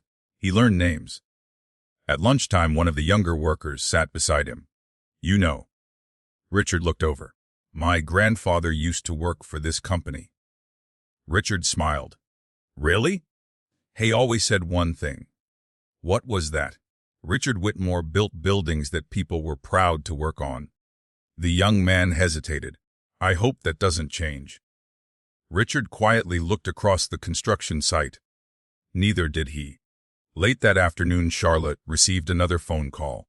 It was Richard. "I need to ask you something." She remained quiet. "Would you come to the office tomorrow?" "What for?" "I want to show you something." She hesitated. "Is this about the investigation?" "No." "What then?" "It's about the people." The following day, Charlotte walked into Whitmore Development for the first time in years. The lobby looked exactly as she remembered. Employees still greeted visitors politely. Security guards still smiled. The receptionist recognized her immediately. Miss Whitmore. Charlotte smiled gently. It's Mrs. Brooks now. The receptionist's eyes filled with emotion. It's good to see you. Richard was waiting upstairs. Without saying much, he led Charlotte through several departments. Accounting, engineering, customer service, human resources. People quietly worked behind desks, completely unaware that their futures were uncertain. Finally, Richard stopped. Do you know how many people work here? Charlotte looked around. No, 312. He looked at every office. They trusted me. Charlotte remained silent. I failed them. She turned toward her father. No. He shook his head. I did. You were betrayed. I still signed the papers. Charlotte could hear genuine regret in his voice. Not pride, not excuses, just responsibility. Richard took a deep breath. I'm not asking you to save my company. She waited. I'm asking you to help me save their jobs. The words caught her completely off guard. He wasn't talking about himself anymore. He was talking about everyone else. That evening, Charlotte sat with Ethan on the back porch. The sun slowly disappeared behind the trees. I made my decision. He looked at her but said nothing. She smiled. I told you not to influence me. I remember. So I'm just going to tell you. He waited. I'm going to help. He nodded once. I thought you might. She looked at him carefully. You aren't surprised. No? Why? Because I've known you from the day we met. He smiled. You've never been the kind of person who lets innocent people pay for someone else's mistakes. Charlotte leaned against his shoulder. I'm not doing it for my father. I know. I'm doing it for everyone who clocks in every morning, just hoping to provide for their family. Ethan quietly wrapped an arm around her. I think that's exactly why you'll succeed. The next morning, Charlotte called Richard. I'll help. There was a long silence. Finally, he spoke. Thank you. Don't thank me yet. He waited. I have conditions. Richard closed his eyes. I'll listen. Charlotte looked across the workshop where Ethan's employees were laughing while loading another truck for the day's work. She smiled. If this company survives coup, she spoke firmly, it's never going back to the way it was. Richard realized, in that single moment, that his daughter wasn't coming back as the little girl who had once obeyed him. She was returning as the leader he had failed to recognize. And for the first time in his life, Richard Whitmore found himself preparing to follow someone else's lead. The conference room was quieter than Charlotte remembered. Years earlier, it had been filled with confident voices, polished presentations, and ambitious expansion plans. Now, the atmosphere felt cautious, almost fragile. Richard sat at the head of the table. Daniel sat beside him. Several senior managers waited silently. Charlotte and Ethan entered together. Every eye in the room turned toward them. Richard stood. Thank you for coming. Charlotte nodded politely. You said you wanted to hear my conditions. I do. Richard remained standing. So does everyone else. Charlotte slowly placed a folder on the conference table. I want to make something clear before we begin. No one spoke. I'm not here because this company carries my last name. She looked around the room. I'm here because more than 300 families depend on it. Several managers exchanged quiet glances. Charlotte continued. So if anyone expects me to protect reputations, she gently shook her head. I'm leaving right now. No one objected. Richard quietly answered. No one expects that. Charlotte opened the folder. Good. The first page contained only one sentence. See, trust is earned through accountability. She slid copies across the table. My conditions aren't financial. Richard looked surprised. They're operational. Daniel smiled faintly. I had a feeling. Charlotte pointed toward the first section. Every outside contract must be independently audited. Heads nodded around the room. No executive may approve expenditures without a second signature. The company's legal advisor immediately wrote notes. Every employee, from apprentices to executives, must have access to anonymous ethics reporting. Richard looked directly at Charlotte. You've thought about this? For weeks. She turned another page. Quarterly financial reviews will be presented to department heads. One senior manager looked surprised. Department heads? Yes. They aren't accountants. They don't need to be. Charlotte smiled. They simply deserve to know the truth. Silence settled over the room. Many of the executives had spent their careers believing information belonged only at the top. Charlotte believed the opposite. Richard slowly leaned back in his chair. What else? She took a breath. The executive dining room closes. Several eyebrows lifted. One manager actually looked confused. The dining room. Charlotte nodded. Everyone eats together. Richard frowned. I don't understand. Ethan spoke for the first time. I do. The room turned toward him. When leaders stop sharing lunch with the people doing the work, he smiled gently. They stop hearing the truth. Richard stared at Ethan, then quietly nodded. Continue. Charlotte turned another page. Executive bonuses are suspended until every employee's position is secure. No one argued. Not this time. She looked directly at Richard. And one final condition. He waited. If this company survives, she paused, it will no longer be run by fear. The room became completely silent. Richard lowered his eyes. For years, that had been exactly how he had led. He looked back up. I accept. The word surprised everyone, even Charlotte. She had expected negotiation, resistance, arguments. Instead, Richard simply accepted every condition. Daniel smiled for the first time all morning. I think that's the right decision. Richard looked toward his daughter. I've spent 40 years believing control created strength. He glanced around the room. I was wrong. No one interrupted. This company became successful because people trusted us. He looked at Ethan. I forgot that trust has to move in both directions. Ethan nodded respectfully. It does. The meeting continued for another 2 hours. Departments were reorganized. Outside consultants were hired. Emergency budgets were approved. Every decision focused on one goal: protecting jobs. When the meeting finally ended, one of the oldest project managers approached Charlotte. I've worked here 32 years. Charlotte smiled. That's impressive. He shook his head. No. He looked around the conference room. This, he pointed toward the empty chairs, is the first meeting I've ever attended where someone talked more about employees than profits. Charlotte smiled softly.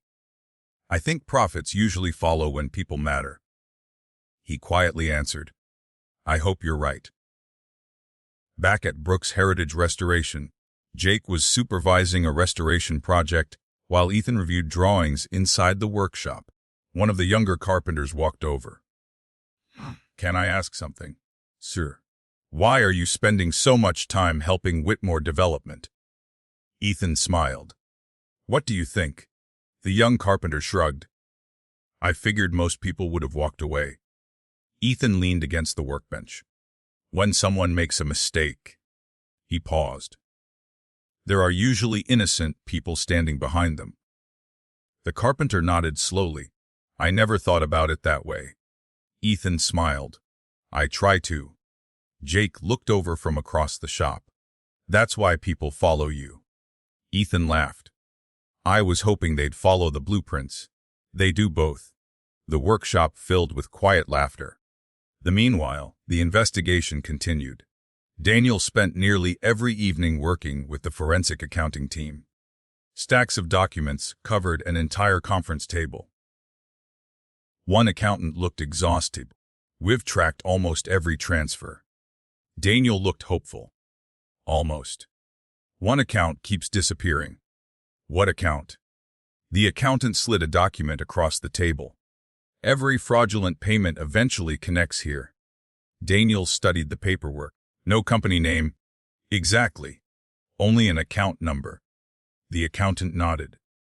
We believe Marcus used it as a clearing account. Daniel immediately reached for the phone. We need a subpoena. We've already requested one. When? This morning. Daniel felt something he hadn't felt in weeks. Hope.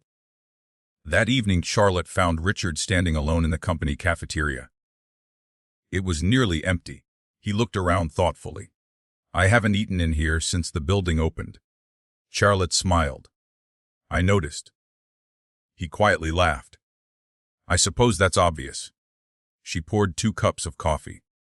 They sat together at one of the ordinary employee tables. No reserved seating. No polished executive office. Just 2 people sharing coffee. Richard looked around. I don't know why I ever stopped coming down here. Charlotte smiled. Probably because someone convinced you executives were different. He nodded. I believed success meant separating myself. And now? I think it separated me from reality. They sat quietly for a while. Finally, Richard looked toward his daughter. I've been wanting to ask something. What? Were you happy? Charlotte smiled immediately. I've never been happier. He lowered his eyes. I thought I'd ruined your life. You almost did. He nodded. I know. But then Ethan happened. A smile slowly crossed Richard's face. I underestimated him. Charlotte laughed softly. Everyone who meets Ethan says the same thing. Richard looked out across the cafeteria.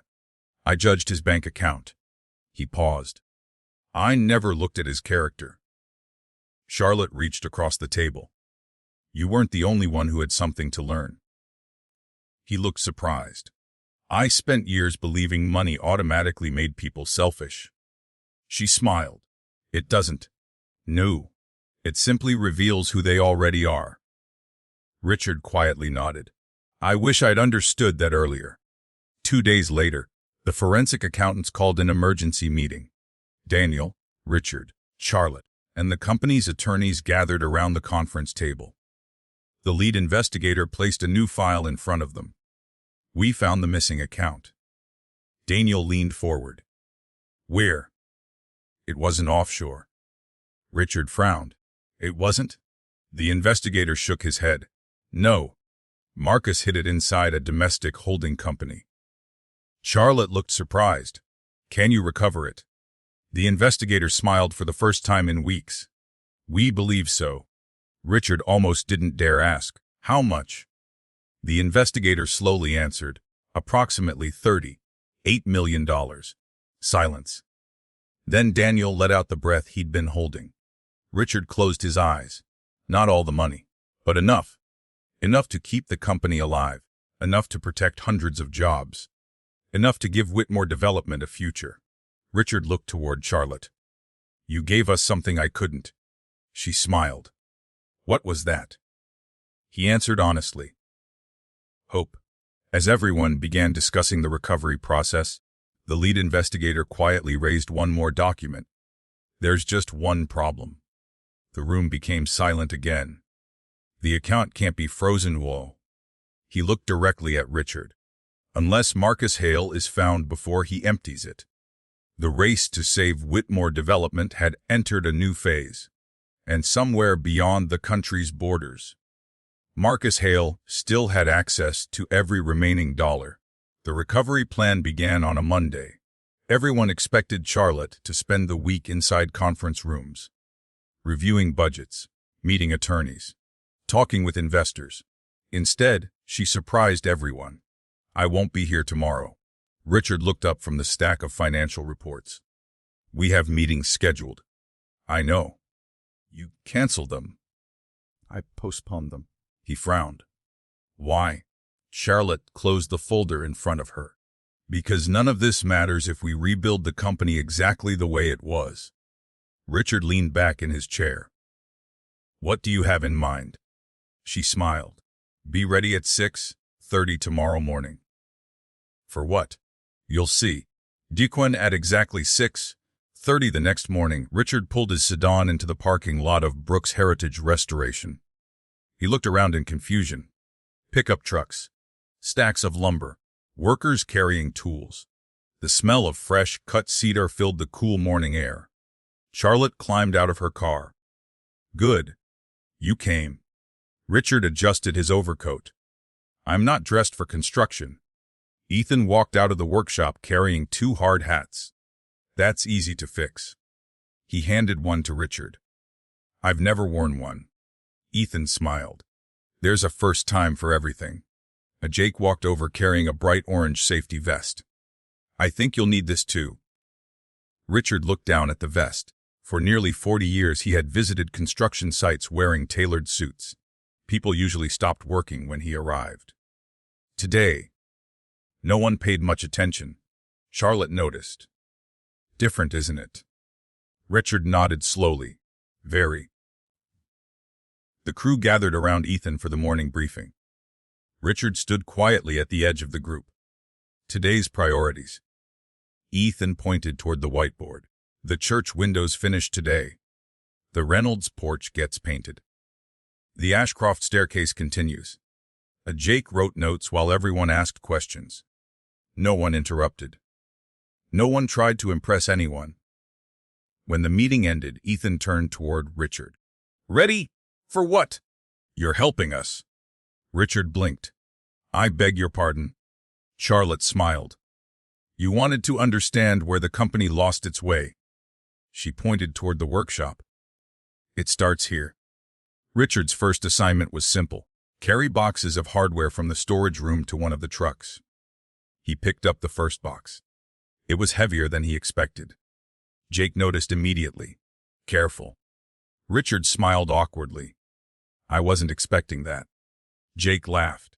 They're lighter one screw at a time. Even Richard laughed. For the next hour he carried lumber, sorted supplies, organized fasteners. Nothing glamorous, just ordinary work. By mid-morning he removed his jacket. An hour later he rolled up his sleeves. Charlotte quietly watched from the office window. Ethan walked over. How's he doing? She smiled. He hasn't complained once. He won't. You sound confident. I've learned something about your father. What? He's stubborn. Charlotte laughed. That might be the understatement of the year. Around lunchtime the crew gathered outside beneath a large maple tree. Everyone sat together. Tailgates became benches. Toolboxes became tables. Jake opened a cooler. Anybody want another sandwich? Richard looked around. No executive dining room. Jake looked confused. What? Richard smiled. Nothing. One of the younger carpenters sat beside him. So, Richard looked over. How long have you worked here? Almost a year. You like it? The young man nodded immediately. Best job I've ever had. What makes it different? He looked toward Ethan. He knows my wife's name. Richard remained quiet. He asked about my son's surgery. He came to my dad's funeral. The carpenter shrugged. He remembers people. Richard slowly lowered his eyes. He couldn't remember the last time he'd asked one of his own employees about their family. The realization hurt. That afternoon, Ethan invited Richard to accompany him to the Ashcroft Hotel. The restoration was progressing beautifully. Original oak railings had been carefully repaired. Decorative carvings looked as though they had never been damaged. The hotel manager greeted Ethan warmly. Morning. He noticed Richard. You must be Mr. Whitmore. Richard nodded politely. I've heard wonderful things about your company. Richard looked toward Ethan. The manager continued. Not because they do beautiful work. He smiled. Because they treat everyone with respect. As they walked through the hotel, Richard quietly asked, Do people always talk about your company like that? Ethan shrugged. I don't know. They do. Richard looked around at the workers. You built something I never managed to build. Ethan smiled gently. What do you mean? A company people admire. Ethan shook his head. I didn't build it alone. Richard looked toward Jake, who was patiently teaching one of the apprentices how to restore decorative trim. I can see that. On the drive back, Richard remained unusually quiet. Finally, he spoke. I've been thinking. Ethan smiled. About what? The first time we met. Ethan chuckled softly. I remember. I called you beneath my daughter. You did? I've replayed that conversation hundreds of times. Ethan kept his eyes on the road. I have too? Richard looked surprised. You have. I kept wondering whether I could have said something differently. Richard stared at him. You still think you were the one who should have changed? Ethan smiled. I only control my own actions. Richard slowly shook his head. I spent years believing leadership meant always being the smartest man in the room. And now, I think leadership might mean making everyone else feel important. Ethan smiled. I think your employees would appreciate hearing that. The following morning, Richard arrived at Brooks Heritage Restoration before anyone else. Jake looked surprised. You're early. I'd make coffee. Jake laughed. Good luck. Why? The machine has a personality. Richard smiled. So I've heard. By 7 o'clock, nearly everyone had arrived. The smell of coffee filled the workshop. One carpenter took a sip. Who made this? Richard slowly raised his hand. The carpenter smiled. You might have found your calling. The workshop erupted in laughter. Richard laughed harder than anyone. Charlotte watched from the doorway. She had never seen her father laugh with ordinary workers. Not once in her entire childhood. It felt like watching a stranger. A better stranger. Later that afternoon, Richard walked through the workshop alone. He stopped in front of the company mission statement mounted on the wall. It wasn't complicated. Just a few simple lines. Sis, do honest work. C, respect every customer. S, she or C, protect your reputation. Z, sirs, leave every place better than you found it. Down to you, sirs. Richard quietly read it again. Then again. Charlotte walked up beside him. Simple. He nodded. So simple. And yet, he smiled sadly. I forgot every one of those. She looked at him. You can still remember them. He turned toward her. I've spent 40 years trying to build an empire. He looked around the workshop. I should have been building trust. Charlotte smiled. I think it's never too late to start. E2 that evening, everyone gathered for an early dinner at the workshop before heading home. One of the apprentices stood up holding a paper cup. I'd like to say something. The room became quiet. He looked toward Richard. When you first showed up, everyone laughed. I thought we'd have to pretend to work. Richard smiled. So did I. The apprentice continued. But thanks for carrying lumber with us. For making coffee. For asking our names. It meant something. Richard's eyes became moist. He stood slowly. I don't deserve that. But Jake answered immediately. No. He smiled. But you earned today. The room applauded. Not loudly. Not dramatically. Just honest appreciation. Richard looked toward Charlotte. Then Ethan. For the first time in decades, he understood why Brooks Heritage Restoration kept growing. It wasn't because Ethan restored beautiful homes. It was because he never forgot the people building them. Just as everyone prepared to leave for the evening, Daniel's phone rang. He answered immediately. This is Daniel Whitmore. His expression changed. When? He listened carefully. Thank you. He ended the call and looked around the workshop. Everyone noticed the smile on his face. Richard stepped forward. What happened? Daniel took a deep breath. The State Department just confirmed it. Richard waited. They found Marcus Hale. The workshop fell silent. Daniel smiled for the first time in weeks. He was detained while trying to board a flight using a false passport. Richard slowly closed his eyes. The chase was over. Now, the truth would finally have nowhere left to hide. The morning after Marcus Hale's arrest felt different. Not because every problem had disappeared. Far from it. The investigations would continue for months. The lawsuits would take even longer. Money would still have to be recovered. But for the first time since the nightmare began, everyone could finally see a way forward. Richard arrived at Whitmore Development before sunrise. He didn't go to the executive floor. Instead, He walked directly into the employee cafeteria. The breakfast crew looked surprised. "Good morning, Mr. Whitmore." He smiled. "Morning." One of the kitchen staff asked, "Can we get you your usual?" Richard shook his head. "I'll have what everyone else is having." A few employees looked at one another. Months ago they would have assumed it was a publicity stunt. Now, most of them simply pulled out another chair. Richard carried his tray to an ordinary table. An electrician looked up from his breakfast. "Mind if I sit here?" "I was hoping you would." The conversation wasn't about business. It was about fishing, baseball, children, the weather. Richard spent nearly 40 minutes listening. When he finally stood to leave, he realized something.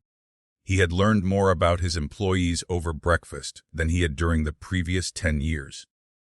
Later that morning, Charlotte walked through the lobby carrying coffee for herself and Daniel.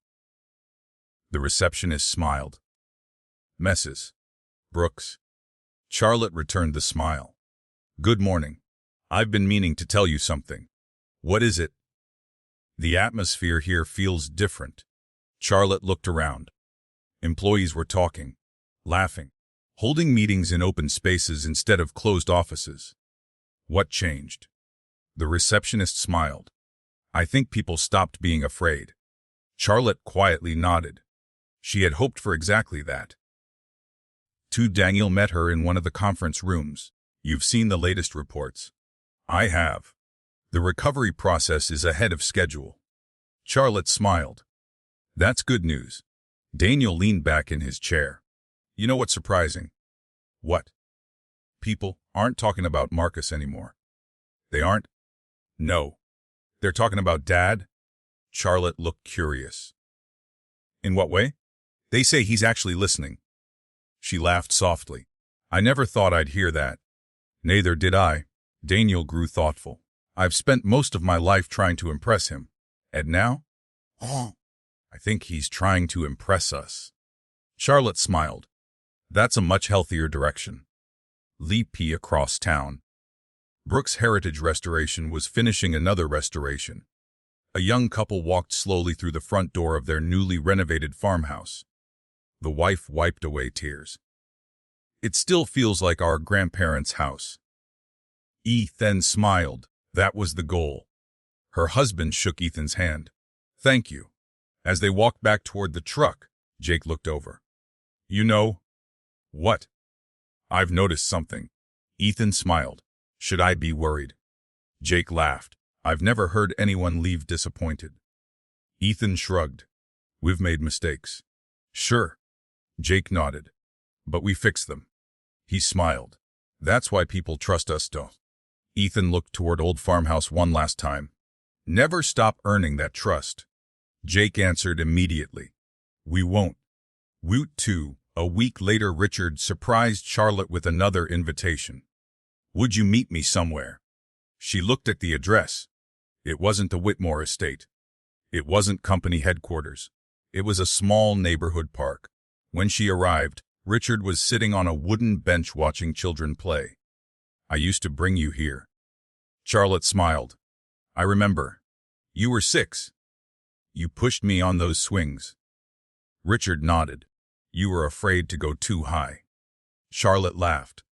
"Then you pushed even harder. I thought I was teaching bravery." "You were." They sat quietly for several minutes. "I've been thinking about your childhood," Richard finally said. Charlotte looked at him. "I wasn't around enough." "You worked." "I hid behind work." He corrected himself. "I kept telling myself I was doing it for the family." He looked toward the playground. "I missed too many moments." Charlotte followed his gaze. "I used to wait by the window." Richard turned slowly. "For what?" "I'd hear your car pull into the driveway." She smiled sadly. "I'd run downstairs hoping we could spend time together." His expression changed. "But most nights," she continued gently, "you went straight to your office." Richard lowered his head. "I didn't know." "I know." She reached over and rested her hand on his. "You can't change that now." "No. But you can change tomorrow." He nodded slowly. I'd like that. That weekend Evelyn invited everyone to dinner. Not at the mansion. At Charlotte and Ethan's house. Richard arrived carrying a homemade apple pie. Charlotte looked surprised. You baked? Richard smiled awkwardly. I had help. Evelyn laughed. A lot of help. Daniel looked at the pie. I've never seen Dad in an apron. Richard chuckled. It wasn't my best look. Everyone laughed together. It felt natural, not forced. Dinner was simple. Barbecue chicken. Roasted vegetables. Fresh bread. The conversation wandered from one topic to another. Ethan told stories from the workshop. Daniel shared a funny mistake made by one of the accountants. Evelyn laughed until tears formed in her eyes. Richard mostly listened. Halfway through dinner, he quietly looked around the table. I've missed this. Charlotte smiled. So have we. After dinner, they all moved to the back porch. Fireflies drifted across the yard. The evening air felt cool and peaceful.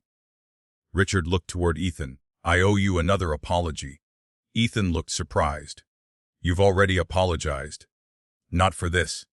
He took a slow breath. I judged your profession. You did. I thought building with your hands somehow made you less. Ethan remained silent. I couldn't have been more wrong. He looked toward the workshop behind the house. You've built more than homes. He smiled. You built a life my daughter loves. Ethan answered quietly. We built it together. Richard nodded. I know. And that's what I failed to understand. Charlotte watched both men. The bitterness that had once filled every conversation between them was gone. It hadn't disappeared overnight. It had been replaced slowly. Conversation by conversation. Choice by choice. Monday morning brought another surprise. The State Attorney General's office announced that a substantial portion of the stolen funds had officially been frozen. The recovery process could begin immediately. Whitmore Development stock stabilized for the first time in months. Employees applauded when the news reached headquarters. One of the project managers walked into Richard's office. I thought you'd want to know. What? Nobody resigned this week. Richard looked up. Not one. The manager smiled. They believe we're going to make it. Richard quietly looked out his office window. I hope we deserve that faith. That afternoon, Richard called a company-wide meeting. Employees filled the auditorium. Many expected another financial update. Others expected another apology. Instead, Richard stood alone behind the podium. He looked out across hundreds of faces. Then he stepped away from the microphone. I've spent my life believing leadership meant standing above people. The room became silent. I was wrong. He looked around the auditorium. This company wasn't built by one man. It was built by every carpenter, every engineer, every receptionist, every cleaner, every accountant, every person who walked through these doors believing their work mattered. He paused. And I forgot that. Many employees exchanged surprised glances. Richard continued. From today forward. He looked toward Charlotte and Daniel sitting together in the front row. Whitmore Development will no longer be a company where decisions happen behind closed doors. Applause began quietly, then grew louder. Much louder. Richard smiled. Not because people were applauding him. Because they were applauding the future. When the meeting ended, Charlotte walked beside her father toward the lobby. You meant every word. Richard nodded. I did. She smiled. I'm proud of you. Richard stopped walking. For years he had chased awards, profits, recognition. None of it compared to hearing those 4 words from his daughter. As they stepped outside, reporters were waiting. Microphones were raised. Cameras began recording. One reporter called out loudly, Mr. Whitmore, who deserves the credit for saving your company. Richard didn't hesitate. He looked toward Charlotte and Ethan. Then back at the cameras. The 2 people I was foolish enough to underestimate. The reporters turned toward Charlotte and Ethan. Camera shutters clicked rapidly. By the following morning, the entire city would know exactly who Richard Whitmore believed had saved far more than his business. The newspaper headlines changed almost overnight. Months earlier, they had been filled with words like Sivan Fraud's Quest's investigation, Cessin and S. Collapsi. Now they spoke about recovery, about reform, about rebuilding trust. Richard Whitmore no longer cared very much about the headlines. For the first time in decades, he cared far more about what happened after people stopped reading them. One Monday morning, he stood in the lobby of Whitmore Development, watching employees arrive. Instead of walking directly to the executive elevators, he greeted people as they came through the front doors. "Morning, Sarah." "Good morning, Mr. Whitmore. How's your daughter enjoying college?" Her face lit up. "She loves it." "I'm glad." A few minutes later, another employee walked in. "Morning, Carlos." "Morning, sir. How's your shoulder?" The Carlos smiled. "Much better." Richard realized something. Remembering small things wasn't difficult. It simply required paying attention. For years he had convinced himself he was too busy. Now he understood he had simply been focused on the wrong things. Across town, Brooks Heritage Restoration had become busier than ever. The Ashcroft Hotel restoration had officially been completed. The grand reopening attracted business leaders, preservation groups, and city officials. Guests wandered through the restored lobby admiring the hand-carved railings and polished oak paneling. One elderly woman slowly ran her hand along the staircase. "My parents danced here after their wedding reception." She smiled through tears. "I never thought I'd see it look like this again." Ethan answered quietly. It deserved another chance. Charlotte smiled as she watched another family create a new memory inside a place that had almost been lost forever. On the drive home, she looked toward Ethan. "You know what we've really been restoring? Houses." She shook her head. "People." He smiled. "I think the houses just give us a place to start." A few days later, Charlotte spread several sketches across the dining room table. Ethan looked over. "New project?" "Not exactly." She slid one drawing toward him. It showed a small training workshop connected to a classroom. "What am I looking at?" "I've been thinking about something." He waited. "When you started your business." She smiled. "Someone had to give you a chance." "Mr. Bennett." She nodded. "What about all the young people who never get that opportunity?" Ethan studied the drawing. "You mean apprentices?" "I mean careers."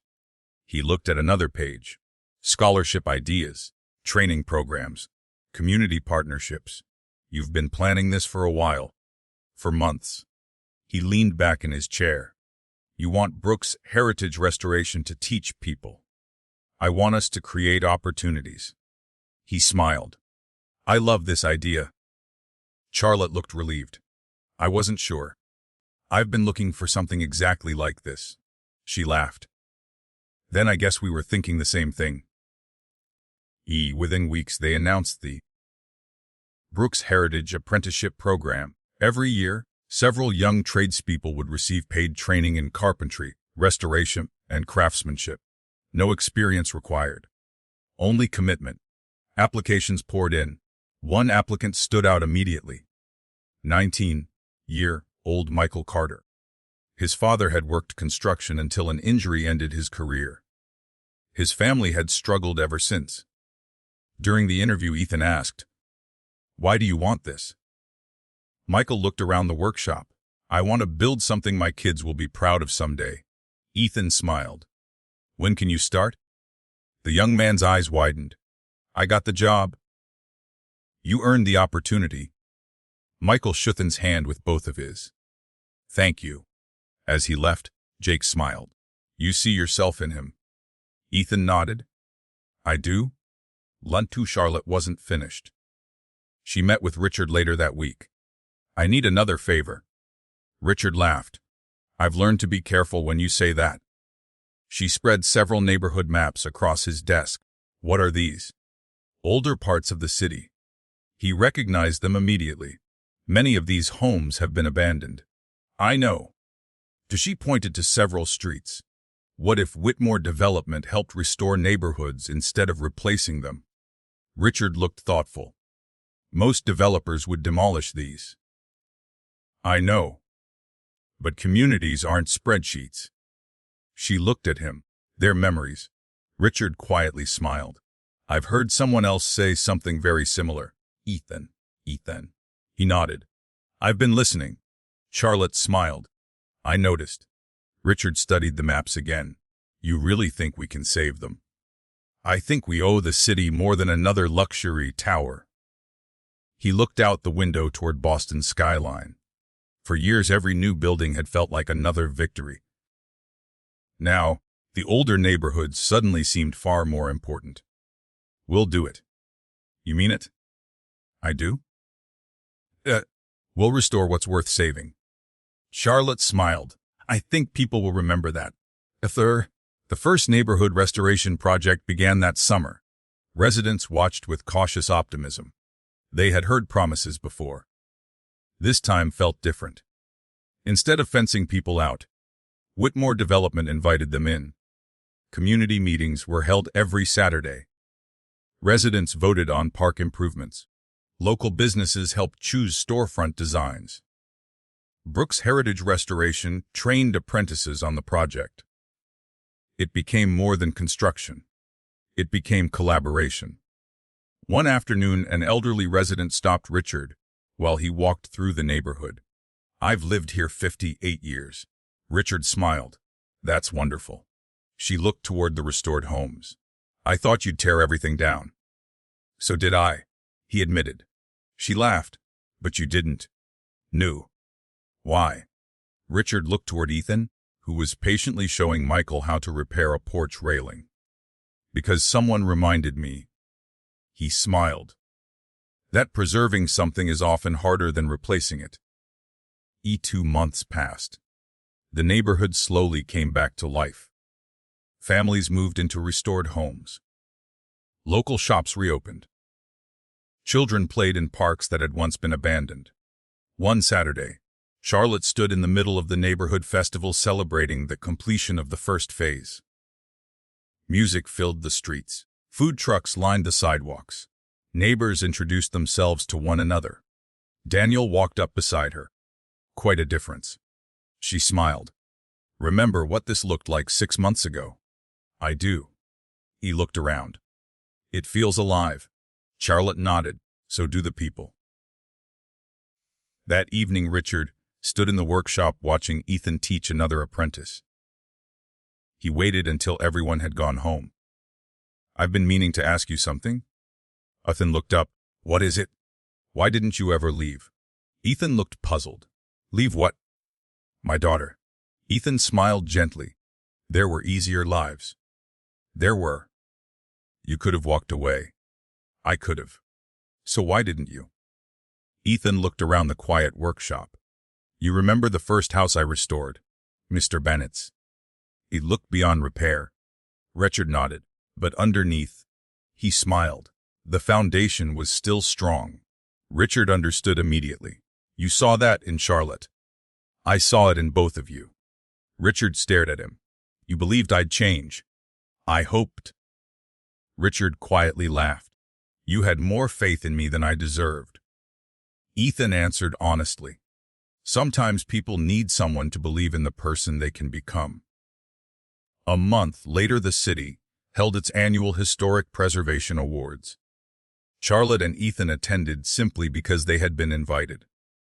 They expected nothing more. The auditorium was filled with architects, historians, business owners, and community leaders. Near the end of the evening, the host stepped to the podium. Our final award recognizes individuals whose work has preserved not only historic buildings. She smiled toward the audience, but also strengthened communities. Charlotte whispered, That sounds important. Ethan nodded. It does. The presenter opened an envelope. This year's Community Legacy Award goes to... A pause filled the room. Brooks Heritage Restoration, Ethan Brooks and Charlotte Brooks. For a second, neither of them moved. Jake laughed from the row behind them. I think that's your cue. The audience rose to its feet. As Charlotte and Ethan walked toward the stage, Richard and Evelyn stood with everyone else. Richard applauded until his hands hurt. Not because Ethan had restored beautiful homes. Not because Charlotte had helped save his company. But because together they had built something he had spent his entire life searching for. A legacy that couldn't be measured in dollars. As Ethan accepted the award, he looked out across the audience. Then toward Richard. He smiled. This belongs to every person who believed that people are always worth investing in. The applause echoed through the auditorium. Richard felt his eyes fill with tears. For years he had believed success meant leaving behind taller buildings. Now he finally understood. The greatest legacy anyone could leave behind, Lars, was better people. The Community Legacy Award sat on a shelf in Ethan's workshop. Not in the living room. Not in an office. Not behind glass. Just on a simple wooden shelf surrounded by hand planes, chisels, and measuring squares. One morning Jake walked past it and laughed. You know, Ethan looked up from his workbench. What? Most people would display this somewhere fancy. Ethan smiled. I already did. Jake looked around the workshop. You call this fancy? I call it the place where it belongs. Jake shook his head. You really don't care about awards, do you? Ethan carefully sanded the edge of a piece of oak. They're reminders. Of what? That we're doing something worth continuing. Jake smiled. I had a feeling you'd say something like that. E2 across town. Whitmore development was changing in ways no one had imagined a year earlier. The executive parking spaces had disappeared. The executive dining room had become a shared meeting area. Department heads now met every month with employees from every level of the company. Ideas no longer traveled only downward. They moved in every direction. One afternoon, Daniel walked into Richard's office carrying the latest quarterly report. You'll want to see this. Richard smiled. I hope that's good news. It is. He handed over the report. For the first time since the investigation began, Richard adjusted his glasses. We've finished a quarter in the black. Richard read the page twice. Then he quietly set it down. Months earlier, he would have celebrated the profit. Today, his eyes went to a different number. No layoffs. Daniel nodded. We kept every promise. Richard smiled. That's the number I was looking for. The investigation into Marcus Hale finally reached its conclusion. Much of the stolen money had been recovered. Several properties purchased through shell companies were seized. The remaining legal cases would continue for years, but Whitmore development had survived. One evening, Richard received a call from the Attorney General's office. After the conversation ended, he sat quietly for several minutes. Evelyn walked into the study. Good news. He nodded. They finalized the recovery. That's wonderful. Richard looked toward the window. It feels strange. What does? I spent months believing getting the money back would make everything feel normal again. And he smiled sadly. It doesn't. Evelyn sat beside him. What does it feel like? Like I was given another chance. The following Saturday, Brooks Heritage Restoration held its annual family picnic. Every employee was invited, spouses, children, parents, grandparents. The city park echoed with laughter. Children chased one another across the grass. Someone organized a softball game. Jake stood beside the grill flipping hamburgers. Michael, now several months into his apprenticeship, looked around in amazement. I've never worked somewhere like this. Jake laughed. Neither had I. What makes it different? Jake pointed toward Ethan. Our boss actually wants to spend Saturday with us. Michael smiled. I guess that says a lot. It says everything. Rita, Richard, and Evelyn arrived a little later. Richard carried a large tray of homemade cookies. Jake grinned the moment he saw him. "You're getting good at this." Richard laughed. "I had supervision." Evelyn smiled. "That's one way of putting it." Within minutes, Richard found himself helping children build small wooden birdhouses at one of the activity tables.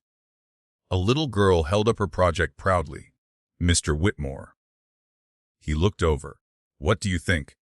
He carefully examined the tiny birdhouse. "I think some very lucky birds are about to get a beautiful home." She beamed. "Really?" "Absolutely." Charlotte watched from across the park. "You've changed." Richard looked toward her. "I hope so." "No." She smiled warmly. "You really have." Later that afternoon, Daniel joined Ethan beneath a large oak tree. "I've been meaning to thank you." Ethan looked surprised. "For what?" "You saved more than the company." "I didn't save it. You helped save my father." Ethan remained quiet. Daniel continued. "I spent years trying to become the man he wanted me to be." He looked toward Richard, who was laughing with several employees' children. "I never imagined he'd become the father I always hoped he'd be." Ethan smiled. "People can surprise you." Daniel laughed. "You certainly did." As the picnic began winding down, Richard quietly walked toward the small stage set up near the pavilion. He tapped the microphone. Conversation slowly faded. "I'd like everyone's attention for just a moment." Employees gathered closer. Families joined them. Charlotte looked toward Ethan. "Did you know about this?" He shook his head. "None." Richard looked around at the faces before him. "A year ago." He paused. "I would have stood here and talked about profits." A few people smiled. "Or growth. Or expansion." He shook his head. "I've learned those things don't mean much if you lose the people who helped build them." He turned toward Ethan. "When my daughter introduced me to this man." The park became completely quiet. I saw only his profession. Ethan lowered his eyes. I never bothered learning his character. Richard took a slow breath. "That was the greatest mistake of my life." Charlotte felt tears beginning to form. Richard stepped away from the microphone. He walked directly toward Ethan, stopping only a few feet away. "I judged you because you worked with your hands." He smiled sadly. "I've since learned those hands build stronger things than I ever did." The entire park remained silent. Richard extended his hand. "Ethan Brooks." He paused. "I'm proud to call you my son." Ethan looked at the offered hand. Then, without hesitation, he stepped forward and embraced Richard instead. For a brief moment, neither man spoke. The applause began quietly, then spread throughout the park. Some employees smiled. Others wiped away tears. Charlotte quietly covered her mouth. Daniel wrapped an arm around his mother. Evelyn smiled through tears. "I've waited a long time to see this." "So have I," Daniel whispered. That evening, after everyone had gone home, Charlotte and Ethan sat together on their back porch. The summer air felt warm. Fireflies drifted lazily across the yard. Charlotte rested her head against Ethan's shoulder. "You know, what? I used to think losing my family was the worst thing that ever happened. And now, I think losing them forced us to build something even better." Ethan smiled. "I think we found each other exactly when we needed to." She looked toward the workshop. "Do you ever wonder what would have happened if we'd never met?" He laughed softly. "Not anymore." "Why?" "Because I like this story better." She smiled. "So do I." The following Monday, Richard called an emergency meeting of the Whitmore Development Board of Directors. The directors looked confused. One leaned toward another. "Any idea what's happening?" "No." Richard waited until everyone was seated. "I have one item on today's agenda." He placed a single folder in the center of the table. "I've spent 40 years leading this company." The room grew quiet. "I've made good decisions, and terrible ones." He smiled faintly. "I think it's time for someone else to guide its future." Several board members exchanged surprised looks. Richard continued. I'll remain involved as chairman emeritus, but effective immediately. He paused. I'm stepping down as chief executive officer. The room erupted with questions. Richard raised one hand. I've already recommended my successor. Every eye turned toward the folder. Daniel looked completely stunned. So have I. Richard smiled. I believe the next generation should lead. The directors slowly opened the folder. Charlotte's eyes widened as she read the first page. It wasn't just a succession plan. It was a complete vision for the future of Whitmore development. At the bottom of the final page was one handwritten note. Some legacies are inherited. The best ones are earned. Sage Charlotte looked up. Dade Richard smiled. I have one more surprise. She looked puzzled. What surprise? He simply answered, You'll find out tomorrow. And for the first time since the story began, everyone gathered around that table found themselves smiling with curiosity instead of fear. Charlotte hardly slept that night. Richard had never been a man who enjoyed surprises. The fact that he had planned one made her even more curious. The next morning, Ethan poured 2 cups of coffee before either of them left for work. You've been wondering about it all night. Charlotte smiled. Was it that obvious? You asked me 3 times what I thought it might be. And you refused to guess. He laughed. I've learned your father likes doing things his own way. Just after 10 o'clock, Richard called. Can you both meet me at Mr. Bennett's Victorian house? Charlotte looked surprised. The first restoration? Yes. We'll be there. The old Victorian looked just as beautiful as it had years earlier. Fresh flowers lined the front walk. The restored porch still looked as though it had been completed yesterday. Thomas Bennett stood waiting beside Richard. The moment Ethan stepped out of the truck, the older man smiled. I've been looking forward to this. Ethan shook his hand. It's good to see you again. You too. Charlotte looked between the 2 older men. What is this about?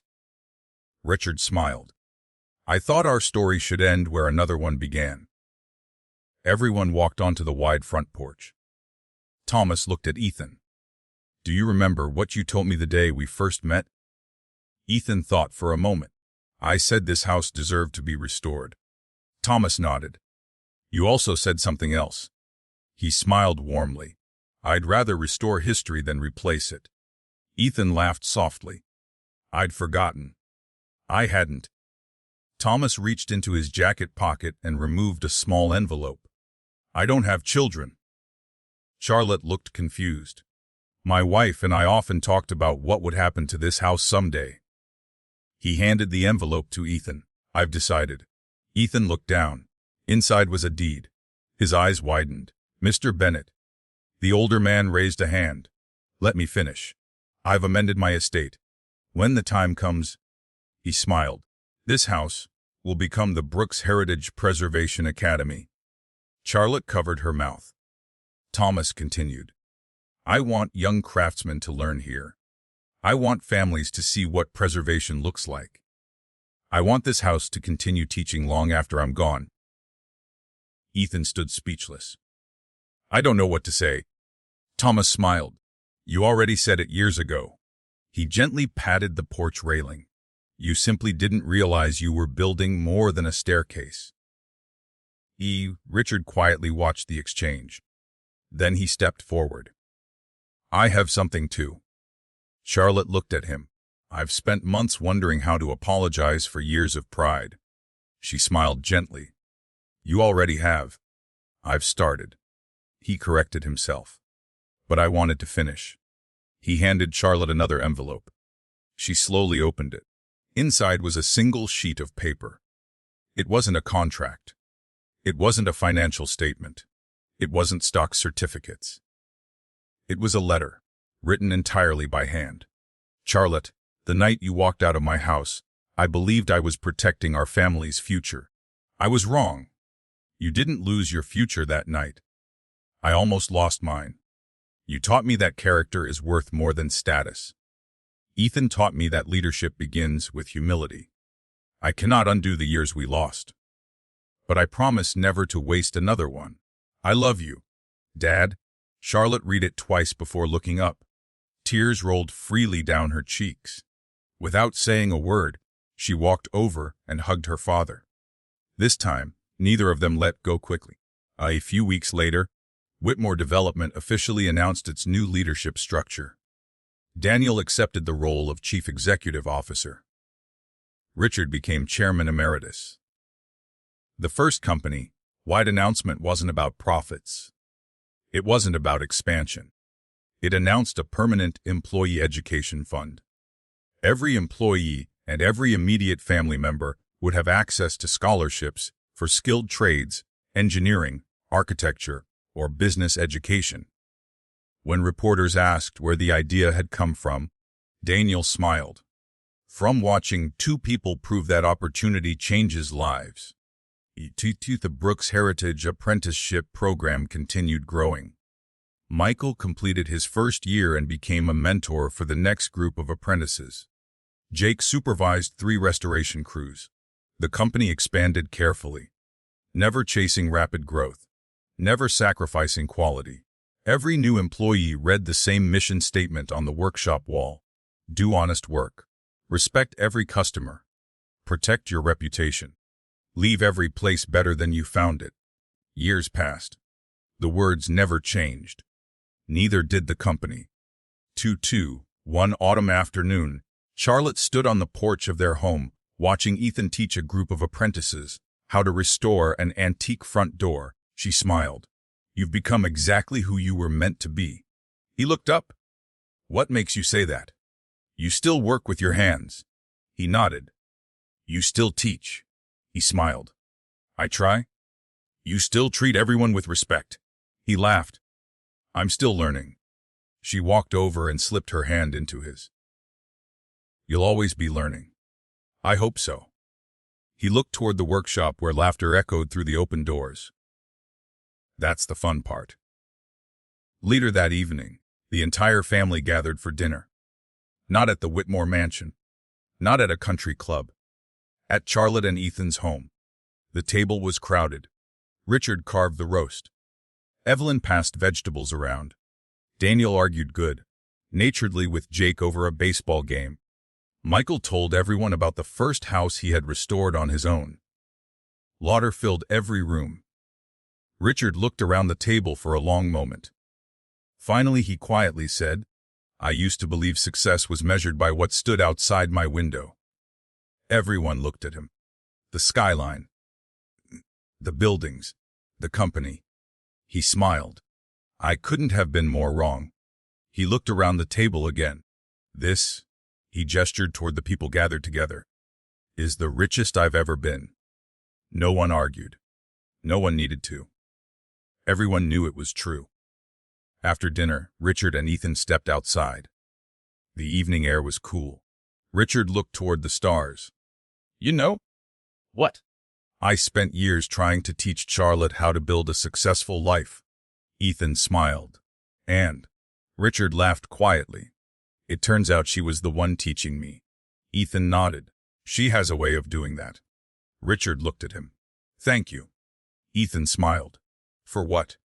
For refusing to become the man I expected. I don't think I could have. I'm glad. Richard extended his hand. Ethan shook it. This time there was no hesitation. No tension. Only family. Tea inside the house. Charlotte stood by the kitchen window watching the 2 men talking outside. Evelyn walked over beside her. You look happy. Charlotte smiled. I am. You deserve to be. Charlotte looked toward the workshop. I used to think I lost everything when Dad told me to leave. She shook her head. I didn't. I found the life I was supposed to live. Evelyn wrapped an arm around her daughter. And now? Charlotte smiled as she watched Ethan laughing with Richard. No, everyone finally found their way home. The little house wasn't the biggest in Boston. It didn't overlook the harbor. It didn't have marble floors or crystal chandeliers. But every board had been placed with care. Every room held laughter. Every wall carried memories built with love instead of pride. Years earlier, a wealthy father had believed a carpenter could never give his daughter the life she deserved. He had been wrong. Because the greatest homes are never built with money. They're built with trust, with sacrifice, with forgiveness, and with the courage to choose love when the world tells you not to. That became the legacy of the Brooks family. Not the houses they restored, not the company they built, but the lives they changed along the way. If this story touched your heart, please leave a like and subscribe for more uplifting stories about love, family, and second chances. And before you go, tell us in the comments, what was the moment in this story that moved you the most? We'd love to read your thoughts.